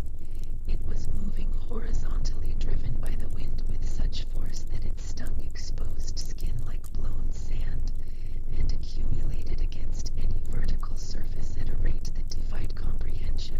Drifts formed against the cabin walls, growing a foot every hour, climbing the logs like slow white hands reaching for the roof. Inside his cabin, Brogan Slade fed the stove. He fed it with the grim mechanical efficiency of a stoker on a sinking ship, knowing that the furnace was losing the battle, but unable to do anything except keep shoveling. The potbelly stove was glowing a deep, angry red, its iron skin so hot that the air within 3 feet of it was nearly unbearable. But 5 feet away, the temperature dropped sharply. At the walls, frost was forming on the interior surface of the logs. At the floor, the cold was creeping inward from the frozen earth beneath the cabin, with the patient inexorability of rising water. The wind found the gaps. It always found the gaps. No matter how carefully a cabin was chinked, the wind, given enough force and enough time, would find the seams, the cracks, the places where the mud had shrunk or the moss had compressed. It entered as thin, invisible blades of freezing air that cut through the warmth the stove was producing and scattered it like smoke. The chimney was the worst of it. The updraft that made the stove function was also a wound that would not close. Hot air rushed up the pipe and into the howling darkness above the roof, and cold air rushed in through every gap to replace it. The stove was not heating the cabin. It was heating the storm. By midnight of the first night, Slade had burned through a quarter of his wood supply.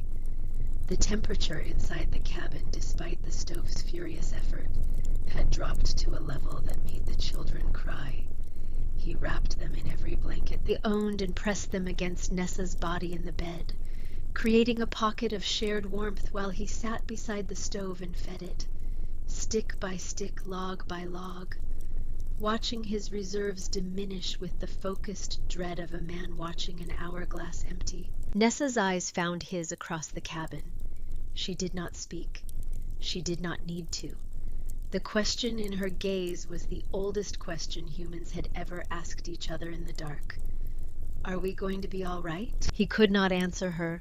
For the first time in his life, Brogan Slade, a man who had built his identity on the bedrock of certainty, who had dispensed judgment and direction with the confidence of a man who knew the rules of the world and knew them to be reliable, could not answer the simplest question his wife had ever asked him.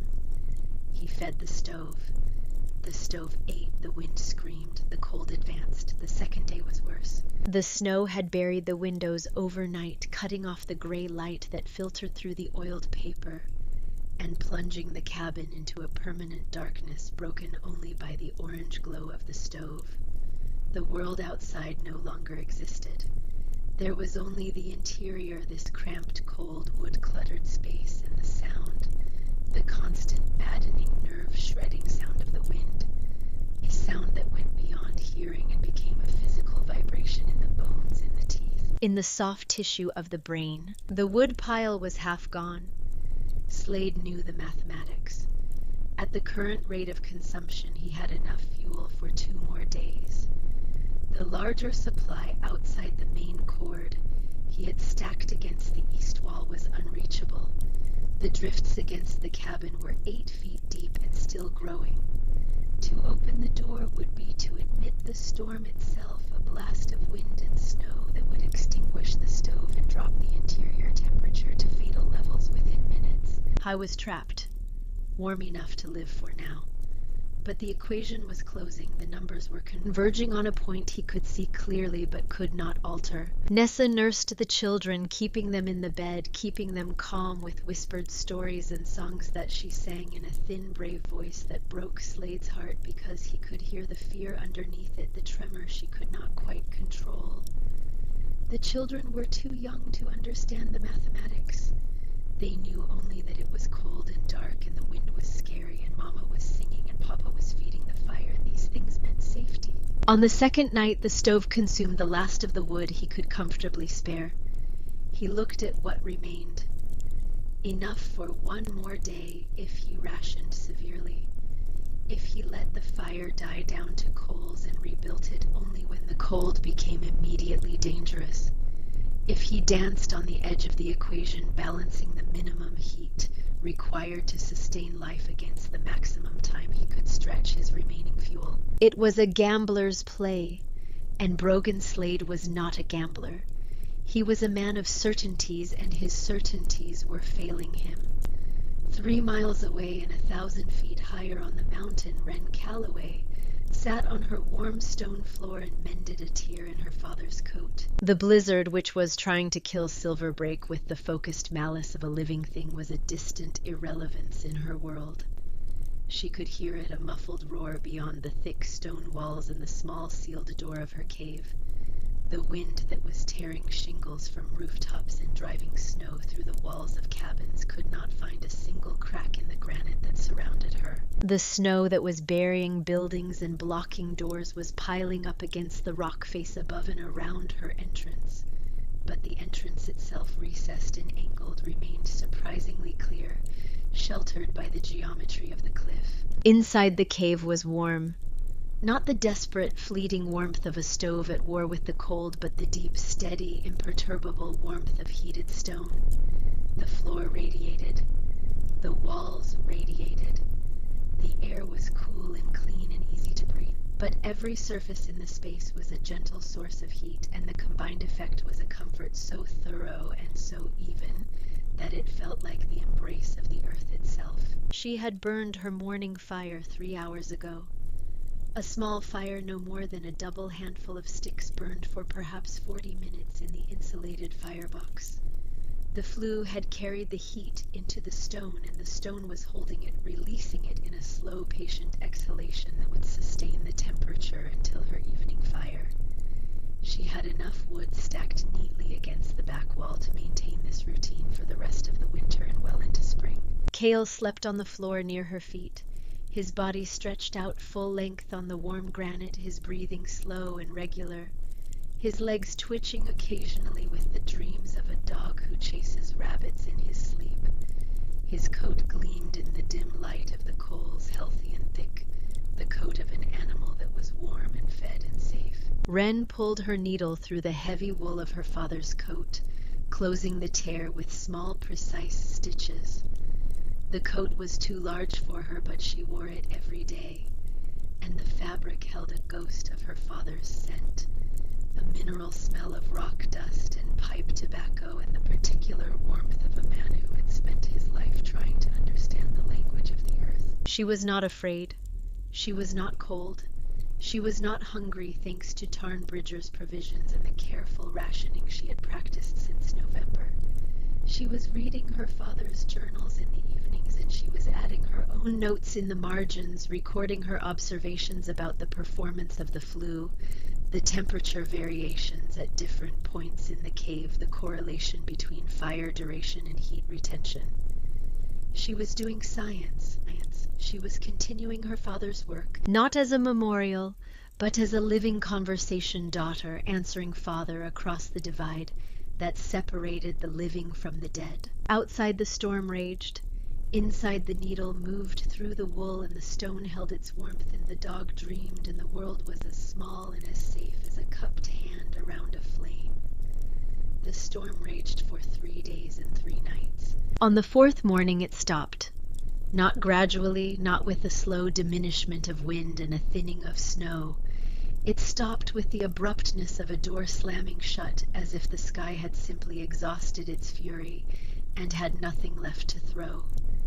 The wind died, the snow ceased, and a silence fell over the mountains that was so profound, so complete, so total, that it felt like the silence after the end of the world. Brogan Slade broke out of his cabin at mid-morning.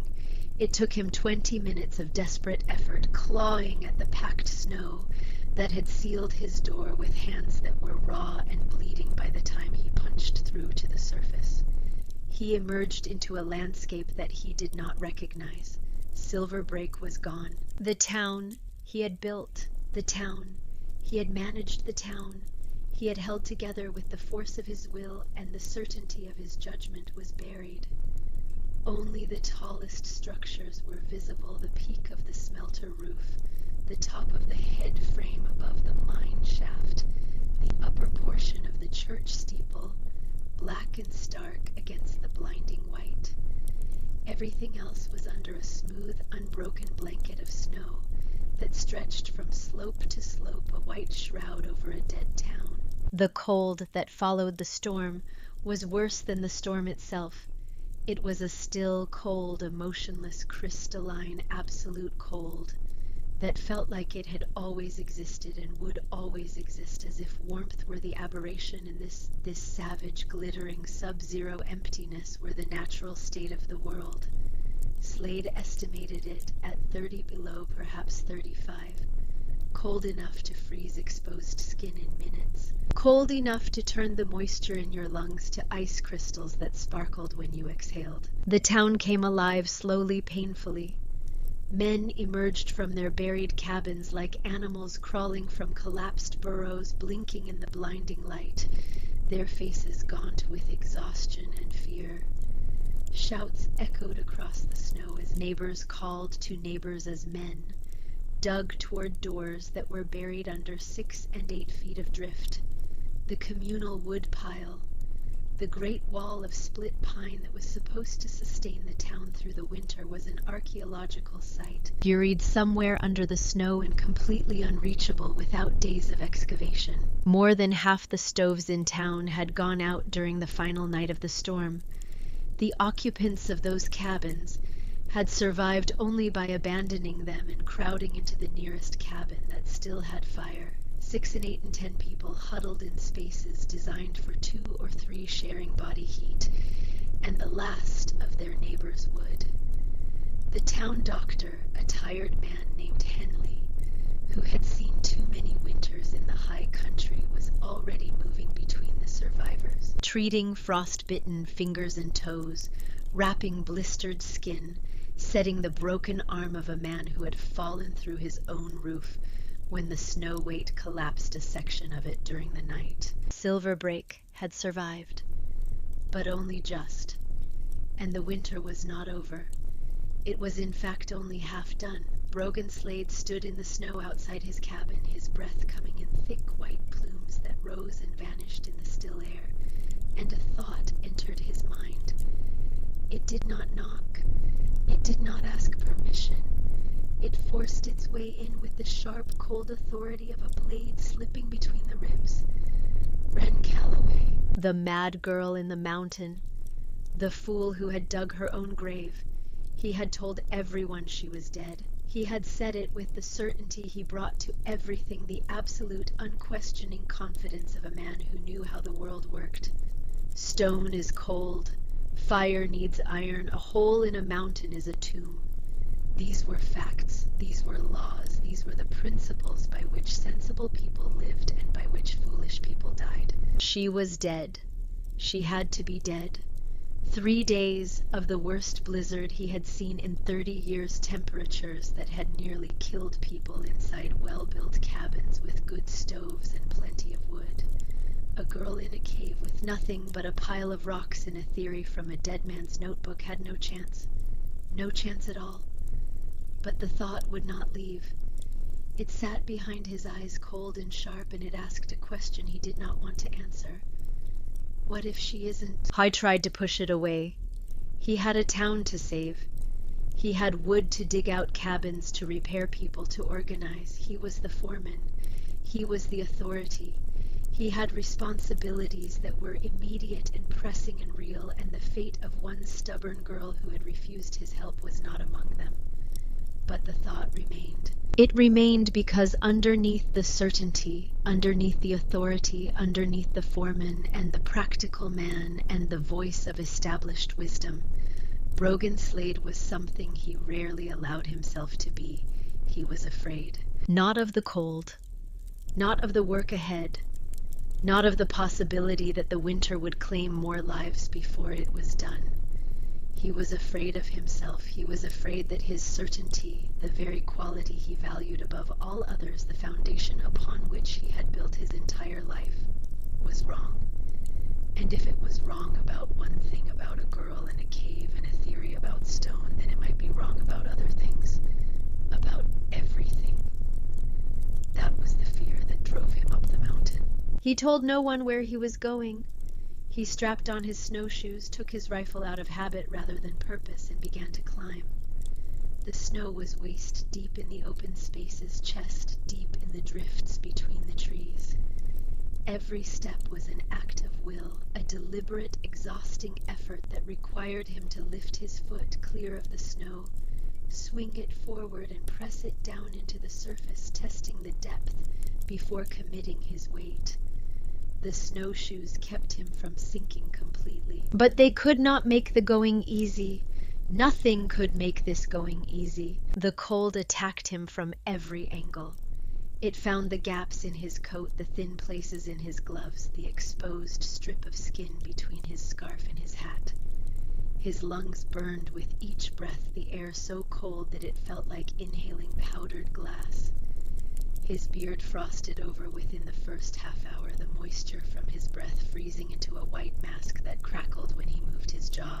The journey that had taken him 1 hour during his autumn hunting trip took 4.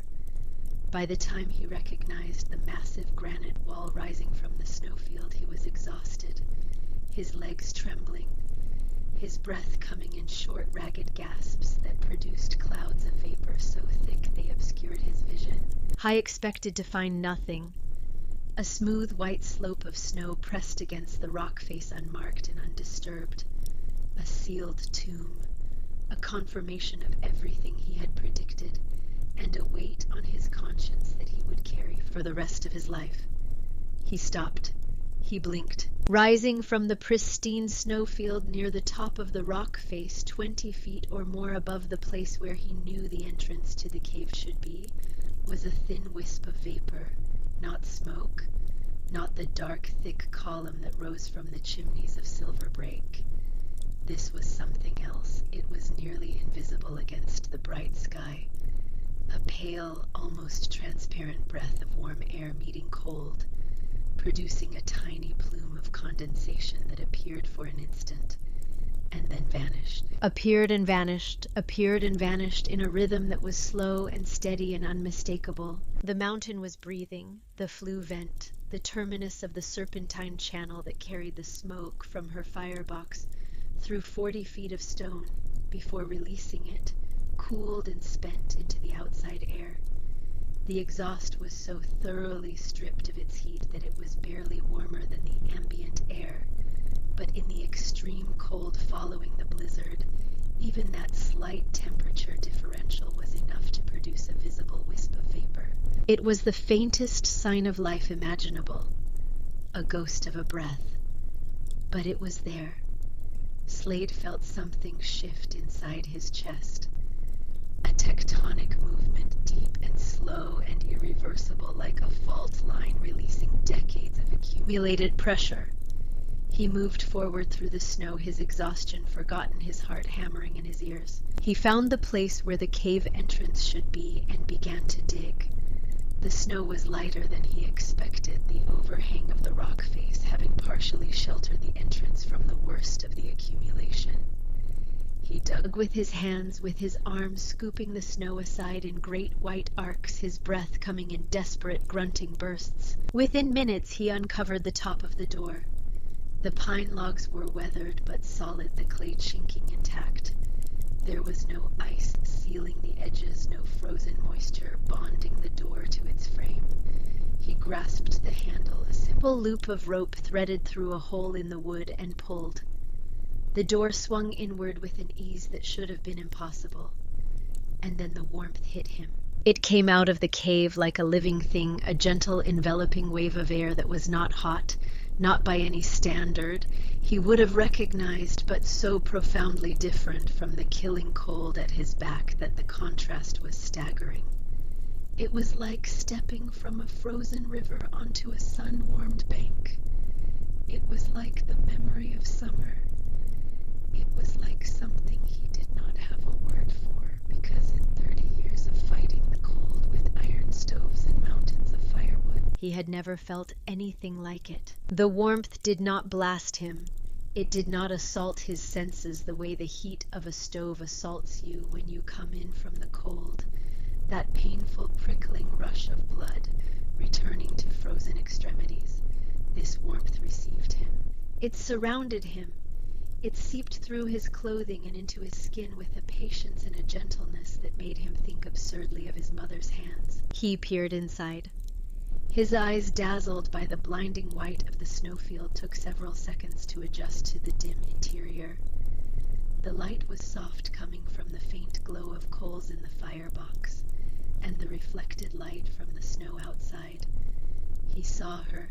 Wren Calloway was sitting on the stone floor with her back against the far wall, one of her father's journals open on her drawn-up knees. She was wearing her father's coat, the one that was too large for her, and her dark hair was pulled back in a loose braid. Her face, illuminated by the soft light, was calm. Not the desperate calm of someone who has resigned themselves to death, but the genuine, settled calm of someone who is comfortable and safe and has been comfortable and safe for a long time. Cale lifted his head from the floor and looked at Slade. The dog's tail gave a slow, unhurried thump against the stone. It was not a warning. It was not a greeting. It was an acknowledgement, nothing more.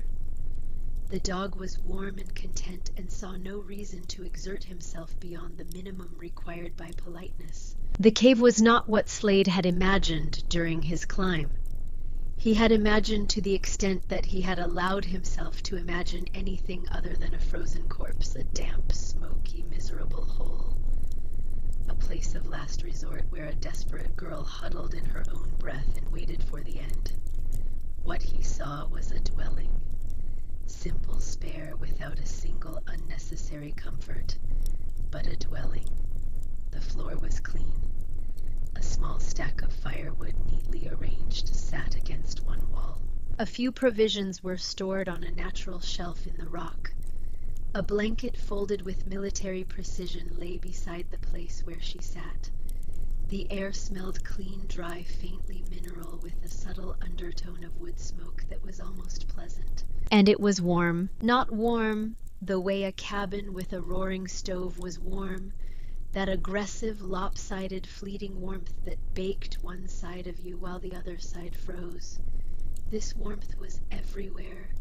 It came from the floor. It came from the walls. It came from the stone itself, radiating with a steady, even all-encompassing gentleness that filled the entire space, without gradient or variation. It was the same temperature at the entrance as it was at the back wall, at the floor as at the ceiling. The air was cool and fresh, easy to breathe, and yet Slade's body, which had been clenched against the cold for 3 days, was slowly, muscle by muscle, beginning to relax. He looked at the firebox. A handful of coals glowed in the small stone chamber, the remnants of a fire so modest it would have been laughed out of any cabin in Silver Break. It was nothing. A child's fire. A few sticks worth of fuel producing a few sticks worth of heat. It could not possibly account for this. He reached out slowly and placed his palm flat against the stone wall to his right. The granite was warm, not hot, not uncomfortable, but warm with a deep, steady heat that felt like it came from somewhere far inside the rock, as if the mountain itself had a pulse and he was feeling it through the wall. He knelt, he pressed his hand to the floor. It was warmer than the wall. The heat was strongest here, directly above the flue, and it radiated upward through the stone, with a patience that seemed geological in scale. It did not fluctuate. It did not waver. It was constant and sure and utterly, completely, devastatingly impossible according to everything Brogan Slade had ever known or believed about the way the world worked. He looked at the tiny fire. He looked at the warm floor. He looked at the warm walls. He looked at the girl sitting peacefully in her cave of warm stone, while the worst blizzard in 30 years howled impotently outside. And his world broke. It did not break loudly. It did not shatter with the dramatic crash of things falling from shelves or the sharp report of splitting wood. It broke the way a bone breaks under too much weight, with a deep internal snap that you feel more than hear a fundamental structural failure that changes the shape of everything built on top of it. 30 years of certainty. 30 years of knowing how the world worked, of dispensing that knowledge with the authority of a man who had never been wrong because he had never allowed himself to consider the possibility. Stone is cold. Fire belongs in iron. The only way to survive a winter is to burn, burn, burn, and never stop burning. All of it. Wrong. Not slightly wrong. Not wrong in the details while right in the principle. Wrong at the foundation, wrong in the assumption, wrong in the certainty itself, which he now saw with a clarity that was almost physically painful, was not knowledge at all, but ignorance wearing knowledge's clothes. He looked at Wren Calloway. She had not moved. She had not spoken. She was watching him with those dark, steady eyes that held no triumph, no satisfaction, no vindication. She was watching him the way you watch someone who has just received news that will change their life, with patience and with compassion and with the understanding that what they are feeling cannot be rushed. He opened his mouth. The word that came out was not chosen. It was dragged from somewhere deep inside him, from the place where his certainty had lived, and where now there was only a raw and bleeding emptiness. How? His voice cracked on the word. It was barely a whisper, the voice of a man who has been shouting orders for 30 years and has suddenly discovered that he has nothing left to say. Wren closed her journal. She set it aside with a care that told him it was precious, more precious than anything else in the cave. She reached for a small blackened pot that sat on a flat stone near the firebox, its contents kept warm by the residual heat.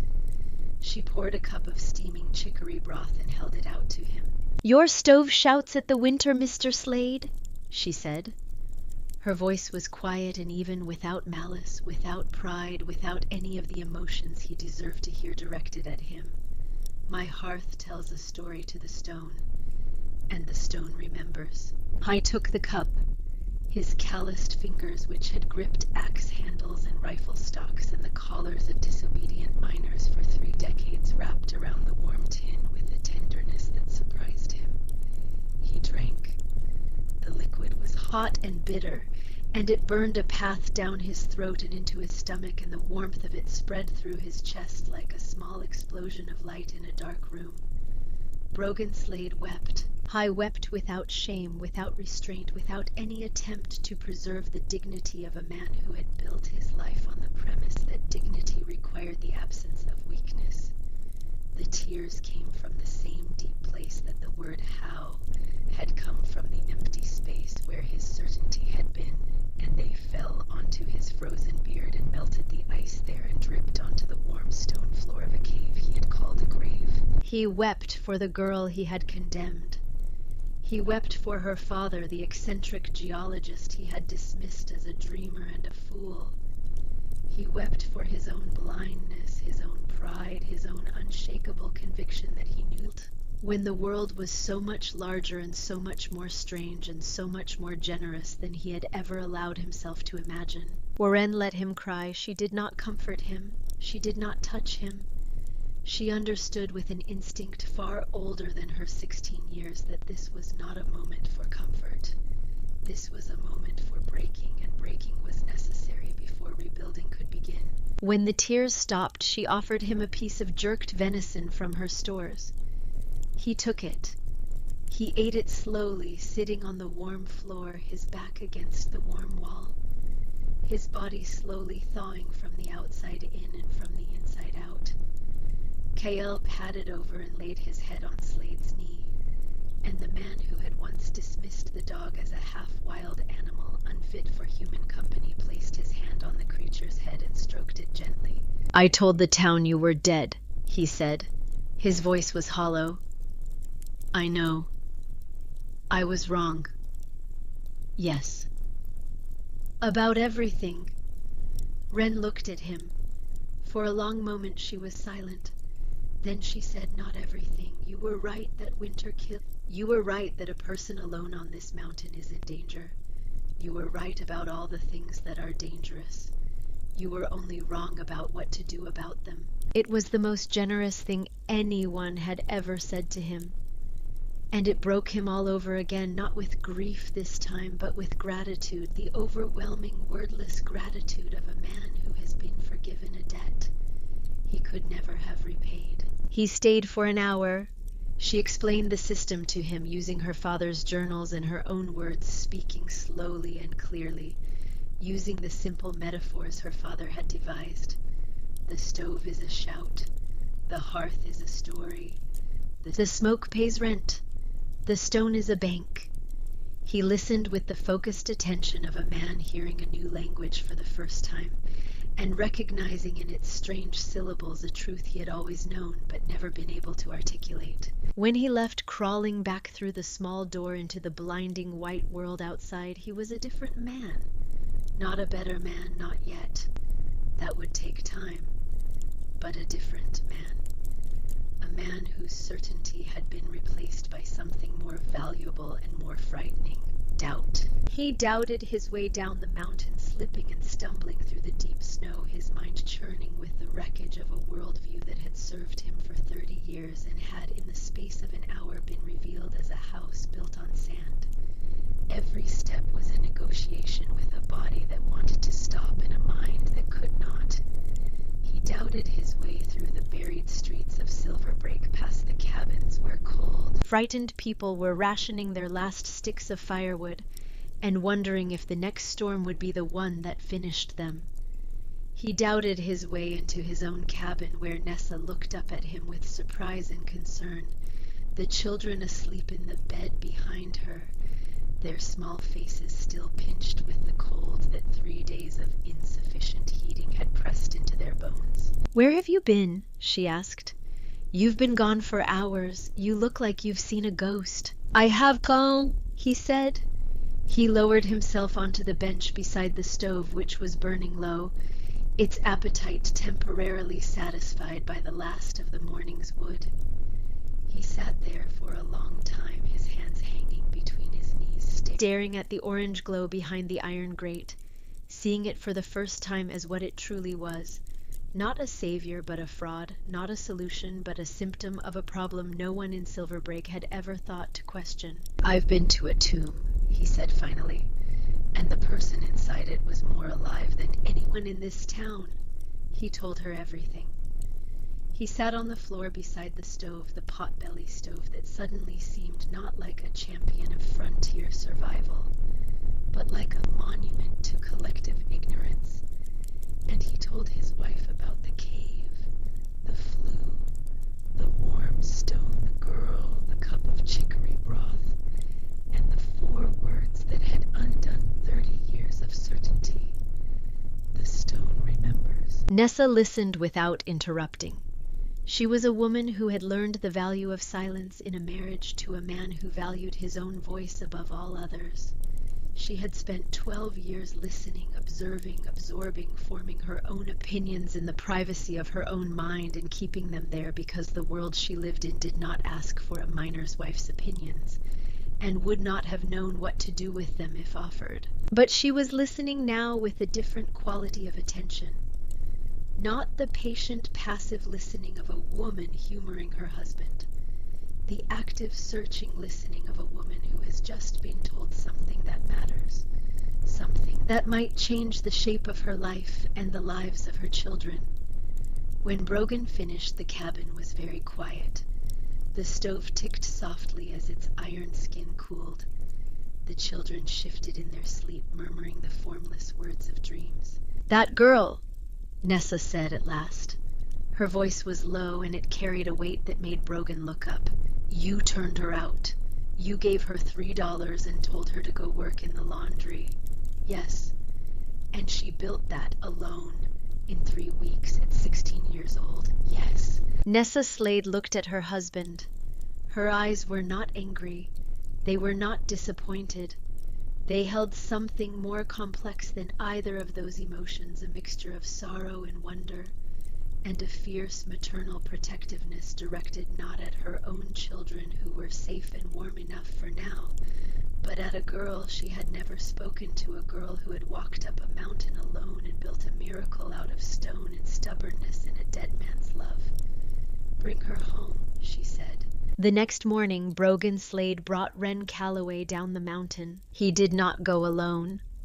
He brought Tarn Bridger, who had nearly fought his way up the mountain on his own before Slade found him at the edge of town, wild-eyed and frantic, strapping on a pair of borrowed snowshoes with hands that shook not from the cold but from the desperate urgency of a young man who cared about someone and could not reach them. Slade had stopped him not with authority but with an assurance that surprised them both. "She's alive," he told the boy. "She's more alive than any of us." Tarn had stared at him, searching his face for deception, and found none. He brought the blacksmith a massive man named Coulter, who could carry 100 pounds of tools through waist-deep snow without slowing down. He brought 2 miners who were strong and didn't ask unnecessary questions, men who did what Slade told them because they had always done what Slade told them and saw no reason to stop now, even though the thing he was telling them climbed 3 miles through chest-deep snow to visit a cave made no sense by any standard they understood. They reached the cave. They went inside one by one, ducking through the small door and straightening up in the dim, warm interior, with the slow, blinking bewilderment of men who have stepped through a mirror into a world where the rules they know do not apply. Coulter the blacksmith was the most affected. He was a man who worked with heat every day of his life, a man who understood fire and iron and the transfer of energy between them with an intimacy that bordered on love. He had spent 30 years heating metal, watching it change color from black to red to orange to yellow to white.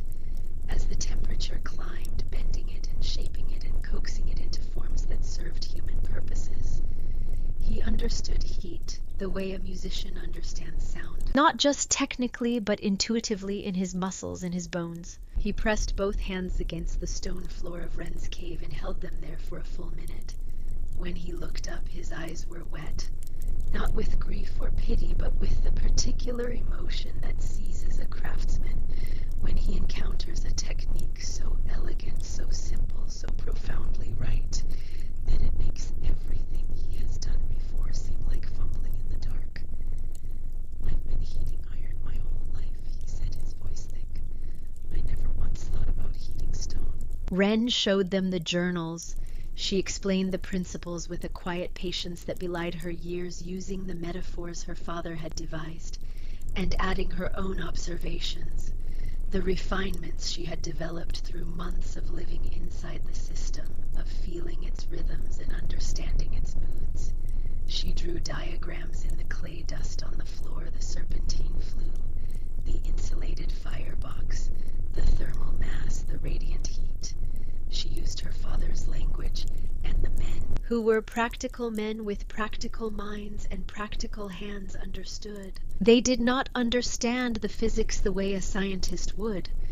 They could not have explained the second law of thermodynamics or calculated the specific heat capacity of granite, but they understood that it worked. They could feel that it worked. Their hands pressed against the warm granite told them everything they needed to know. These were men who trusted their hands above all other instruments. Their hands had never lied to them about the nature of a thing. And their hands were telling them now that this warm stone was the most important thing they had ever touched. They went back to Silver Break as converts. But conversion and acceptance are not the same thing. When Brogan Slade stood before the assembled town the following day and told them what he had seen, the reaction was not the universal awe he had hoped for. The town gathered in the largest space available, the main floor of the saloon, a room that smelled of stale beer and tobacco smoke, and the particular desperation of people who have just survived something terrible and are not yet certain that the surviving is over. They stood in groups wrapped in blankets and coats, their breath visible in the inadequately heated room, their faces carrying the gaunt, sharp-eyed look of people who have been frightened and are trying not to show it. Some believed him. They had known Slade for years, had trusted his judgment in matters of life and death, had followed his instructions through cave-ins and floods, and the 100 smaller emergencies that defined life in a mountain mining camp. If Slade said the stone was warm, the stone was warm. These men nodded, their faces thoughtful, their minds already turning over the practical implications. But others resisted. A knot of miners led by a thick-necked man named Prescott, who had worked the mines since before Slade arrived, stood with their arms crossed and their jaws set in the particular configuration of men who have decided in advance that they will not be persuaded. "You want us to tear apart our homes," Prescott said, his voice carrying the flat certainty that had once been Slade's own trademark. The voice of a man who has lived long enough to know what he knows and sees no reason to learn anything new. To rip out our stoves and build some kind of underground chimney designed by a dead fool and a 16-year-old girl in the middle of winter, with another storm maybe a week away. You've lost your mind, Slade. The murmur of agreement was significant. Prescott was not an unreasonable man. He was saying what half the town was thinking. It was too strange, too different, too counterintuitive. Rock is cold. Everyone knows rock is cold. You can feel it. You can put your hand on it and feel the heat being pulled from your skin. To suggest that this same rock could be made warm, could be made into a source of heat, rather than a sink, was to suggest that the sun might rise in the west, that water might flow uphill, that the fundamental nature of the world was other than what it appeared to be. It was, in short, exactly the kind of thing that people resist, not because it is wrong, but because accepting it would require them to admit that they have been wrong, and being wrong is a luxury that people in survival conditions cannot afford, because if you are wrong about one thing, you might be wrong about everything. And if you are wrong about everything, then you are standing on nothing, and standing on nothing in the mountains in January is a death sentence. The silence that followed Prescott's challenge was heavy with the weight of unresolved fear. The room was divided, and the division ran along a fault line that had nothing to do with science or engineering and everything to do with the most basic human question of all. Do I trust the world I know, or do I trust the person telling me it can be different? And that was when Nessa Slade stood up. She was not a woman who stood up at town meetings.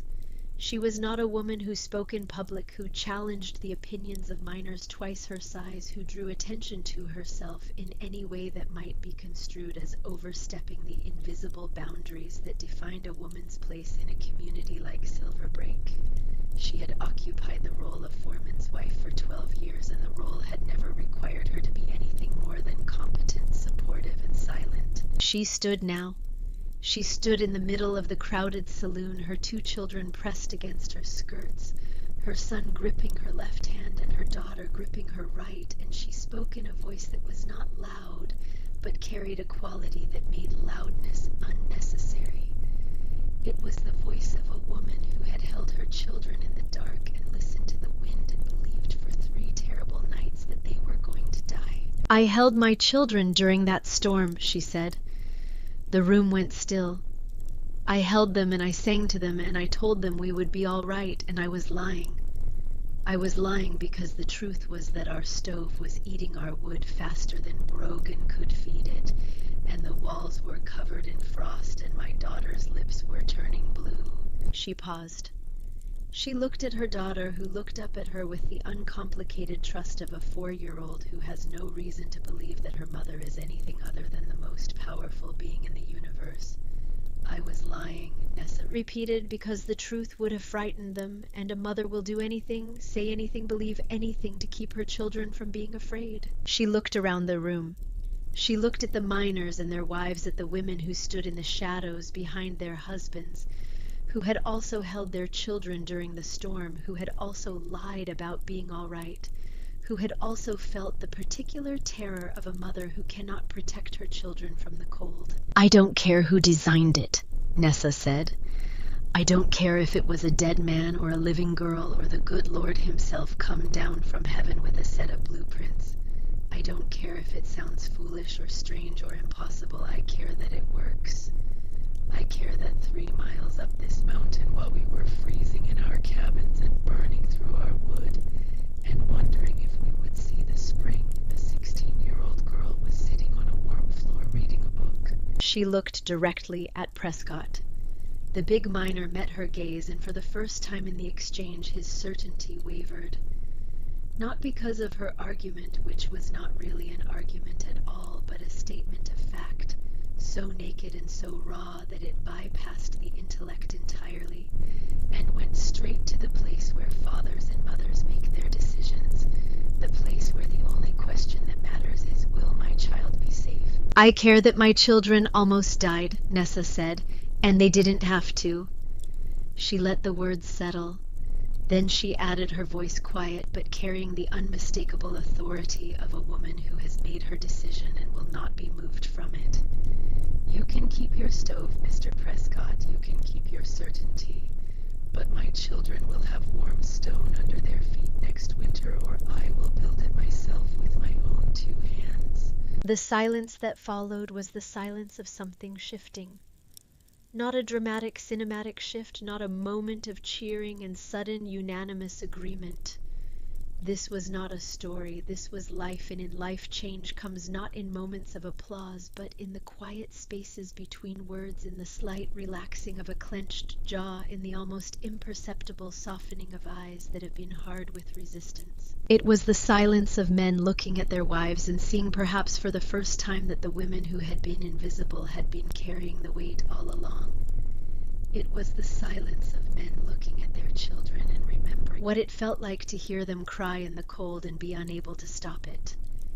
It was the silence of certainty losing its grip, not all at once, but finger by finger, the way a man loses his hold on a ledge, not in a single dramatic release, but in the slow, inevitable exhaustion of muscles that were never designed to hold on forever. Brogan Slade spoke into the silence. I'm not ordering anyone, he said. I've been wrong about enough things for one lifetime, but I'm building one in my cabin with my own hands, and Ren Calloway is going to show me how. Prescott uncrossed his arms. He did not speak. He did not agree. But he uncrossed his arms, and in the language of men who have spent their lives in places where words are scarce and gestures are everything, that uncrossing was a concession. It was not a surrender. It was the opening of a door that had been closed, just a crack, just enough to let in a sliver of light from a world that might be different from the one he knew. It was enough. The spring came slowly, as it always does in the high country, not as a sudden warming, but as a gradual relenting, the cold releasing its grip 1 degree at a time, the snow retreating up the slopes like a defeated army falling back to higher ground. And as the snow receded, Silverbrake transformed. They did not tear out their stoves. That was Wren's first instruction, delivered with a practicality that surprised the men who had expected the revolutionary zeal of a vindicated prophet. She was not interested in revolution. She was interested in survival, which was a much quieter and more patient business. "Keep your stoves for cooking," she said. "They do that well enough, but build the hearth as the center of your home. Let the stone do the heating. The stove can rest." They built, under Wren's guidance, Brogan Slade's organizational authority, Coulter's skill with stone, and Tarnbridger's tireless labor. They built the first Callaway hearth in Slade's own cabin.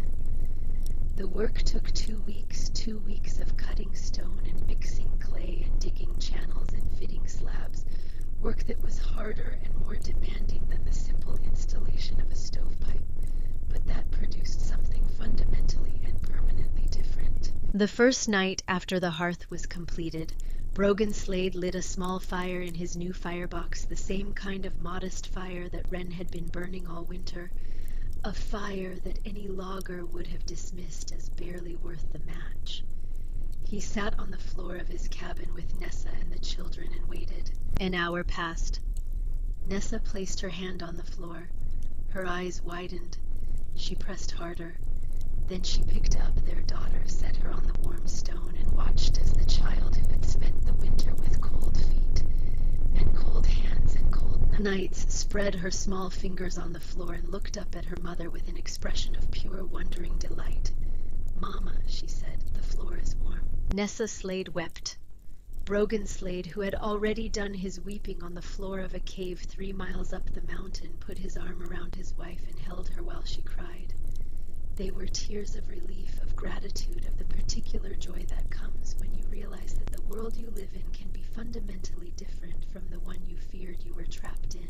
And then, as the design proved itself, and the word spread through the camp as man after man pressed his hand to a warm stone floor and felt the impossible truth of it, the last resistance crumbled. Not under the weight of argument or authority, but under the simple, irrefutable evidence of warmth. Prescott came on the 3rd day. He pressed his hand to the floor of Slade's cabin, held it there for a long time, and then walked to his own cabin without a word and began to tear up the floorboards. They built hearths everywhere. In every cabin, in the bunkhouses, in the company mess hall. The work stretched through the spring and into the early summer, an enormous collective effort that transformed the town from the inside out.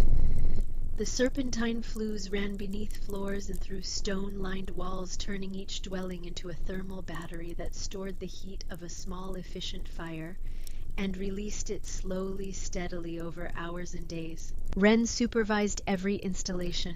She was present at every construction site, checking the angle of the channels, testing the seal of the mortar, ensuring that the firebox dimensions were correct and the draw was clean. She did not give order. She answered questions she showed rather than told. She knelt beside miners twice her size and pressed clay into joints with the same bloody, calloused hands that had built the original hearth, and they watched her and learned. Not because she demanded their attention, but because the quality of her work compelled it. Tarnbridger was her foreman in all but name. He had learned to read in her cave by the light of a dying fire, and he had taken to the written word with the ferocity of a man who discovers in his 17th year that the entire world has been keeping a secret from him. He read everything he could find, not just the journals, but the few books that circulated among the miners. Technical manuals and dime novels and a battered copy of the Bible that he borrowed from the church and returned with notes in the margins that scandalized the preacher.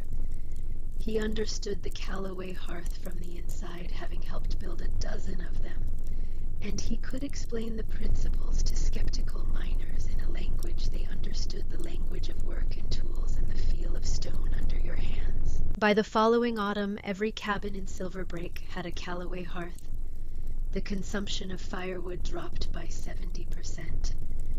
The desperate, round-the-clock labor of feeding an insatiable stove was replaced by the quiet routine of 2 small fires a day. The town was no longer an outpost on the edge of survival, a community perpetually at war with its environment. It was a sanctuary, a place where warmth was not a thing you fought for, but a thing the earth gave you. Stored in stone and released with patience, the following winter was just as brutal as the last. The storms came with the same fury, the cold descended with the same killing intent. But in Silver Break, the war was over. The cabins held their warmth through the longest nights and the fiercest storms.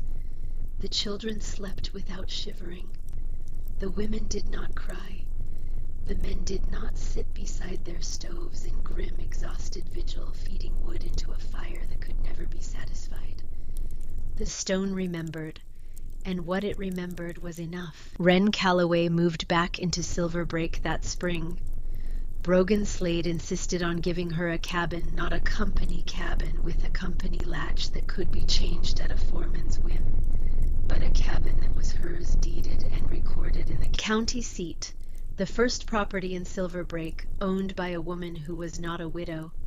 He built her the most elaborate Calloway hearth of all a system, with multiple flue channels that heated every wall and every floor. A dwelling so thoroughly warm that she could grow herbs on the windowsill in January. She accepted the cabin. She did not accept it as charity, and Slade did not offer it as such. It was a debt, and both of them knew it, and neither of them spoke of it in those terms, because some debts are too large for the language of obligation and can only be acknowledged in the language of action. She did not seek recognition. She did not ask for payment. She taught anyone who wanted to learn patiently and without condescension, sharing her father's knowledge the way her father would have shared it freely, and with the quiet joy of a person who has found something true and wants others to have it. The miners tipped their hats to her on the street. The women shared their best preserves and invited her to their tables. The children followed her around the camp, fascinated by the quiet girl who had lived inside a mountain and come out in the spring like something from one of the old stories their mothers told them at bedtime. She was no longer the mad girl. She was no longer the pitied orphan. She was no longer the liability, the problem, the charity case, the mouth to feed, the burden to bear. She was the foundation, the quiet, unshakable center around which the town had rebuilt itself, not with the dramatic heroism of a leader who gives speeches and issues orders, but with the modest, persistent, transformative heroism of a person who knows something important and shares it without condition. Tarn Bridger, the boy who could not read, became her first and best student. He read now with the passionate fluency of a man making up for lost time.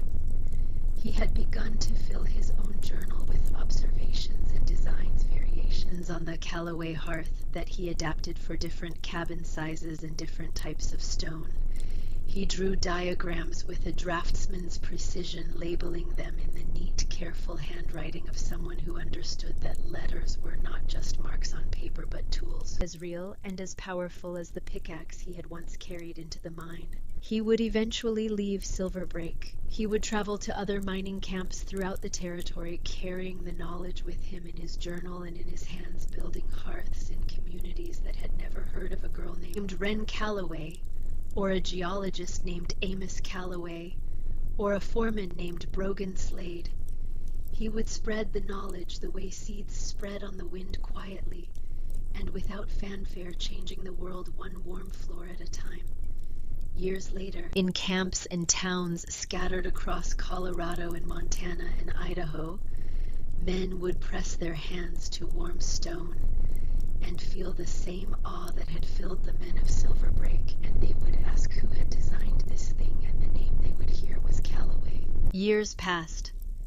The silver played out as silver always does, and Silver Break slowly transformed from a mining camp into a mountain town, then into a small, quiet community of people who had chosen to stay, not because the earth beneath them held treasure, but because the place had become home in a way that transcended economics. The mine closed, the smelter was dismantled, the head frame above the shaft was taken down and its timbers repurposed. But the cabins remained and the hearths remained, and the warmth remained a constant in a world of change. A quiet testimony to the truth that the best things humans build are not the things that extract wealth from the earth, but the things that make peace with it. And on a spring afternoon many years later, an old man with a white beard and knees that ached in the cold led a small boy up the mountain to a granite wall. The boy's fingers traced the letters carved into the stone lintel above the small weathered door. The carving was precise, the work of a patient hand.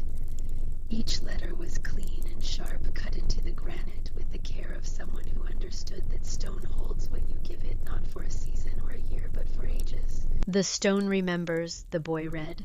He looked up at his grandfather. What does it remember? Brogan Slade, who had once been the most certain man in the territory, and who had learned at the cost of nearly everything that certainty is not the same as truth, placed his hand on the cold rock beside the door. The fire inside had gone out long ago. The cave was a relic, now a landmark, a reminder. But he could still feel it. Not the warmth itself, which had dissipated years ago when the last fire was banked, and the cave was left to the mountain's keeping, but the memory of warmth. The ghost of it, lingering in the granite like an echo that refuses to fade like a story. The stone is still telling to anyone who places their hand upon it and listens. It remembers a fire, he said. A small fire built by a girl who had nothing but an axe, a dog, and her father's books. The whole town said she was a fool. I said she was a fool. I said the worst things a man can say to a person who is alone and afraid. I told her the mountain would be her grave. I was quiet for a moment. The wind moved through the pines, gentle now, carrying the first warmth of the coming summer. Somewhere down the slope a bird was singing. The aspens were beginning to leaf their new growth, a green so pale and tender it looked like a whisper made visible. She proved us wrong, all of us, not with anger, not with pride, not by shouting louder than we did. She proved us wrong with a cup of hot water and 4 quiet words. He looked at the boy. The boy looked back at him with eyes that were young and curious, and open eyes that had not yet learned to mistake certainty for knowledge, eyes that still believed that the world could surprise them. She taught us all that the best way to fight the winter isn't to shout at it, Brogan Slade said. He placed his hand on the stone one last time. The granite was cold under his palm, cold and ancient and patient. But he pressed harder and he waited. And there beneath the cold, beneath the silence, beneath the years he felt it. A warmth so faint it might have been imaginary. A whisper of heat from a fire that had gone out a lifetime ago, stored in the molecular memory of the stone, released 1 infinitesimal degree at a time, so slowly that it would take 1,000 years to finish telling its story. The stone remembered. It's to tell a better story to the stone.